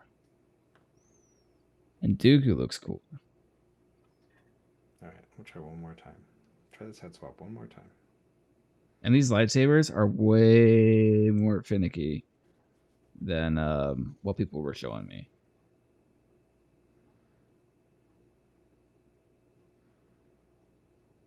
Yeah, like no, this is just they're just not looking in the direction of their guns. Period. They're gonna be Sammy One Pew. They might be if I keep taking these heads off and putting them back on.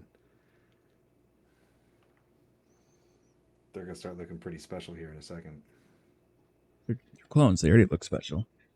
Ooh, copies of copies of copies of copies.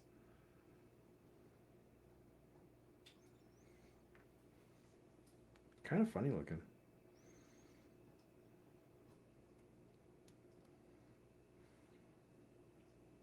So you know that guy? I shouldn't say that. Never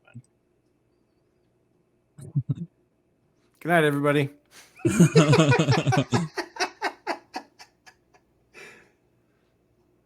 Probably should stop I mean, anyways. to be fair, I think it's just the two of us at this point. I think it is. I should probably get off of here anyway, so it is getting late. Yeah. So I'm gonna go ahead and end this.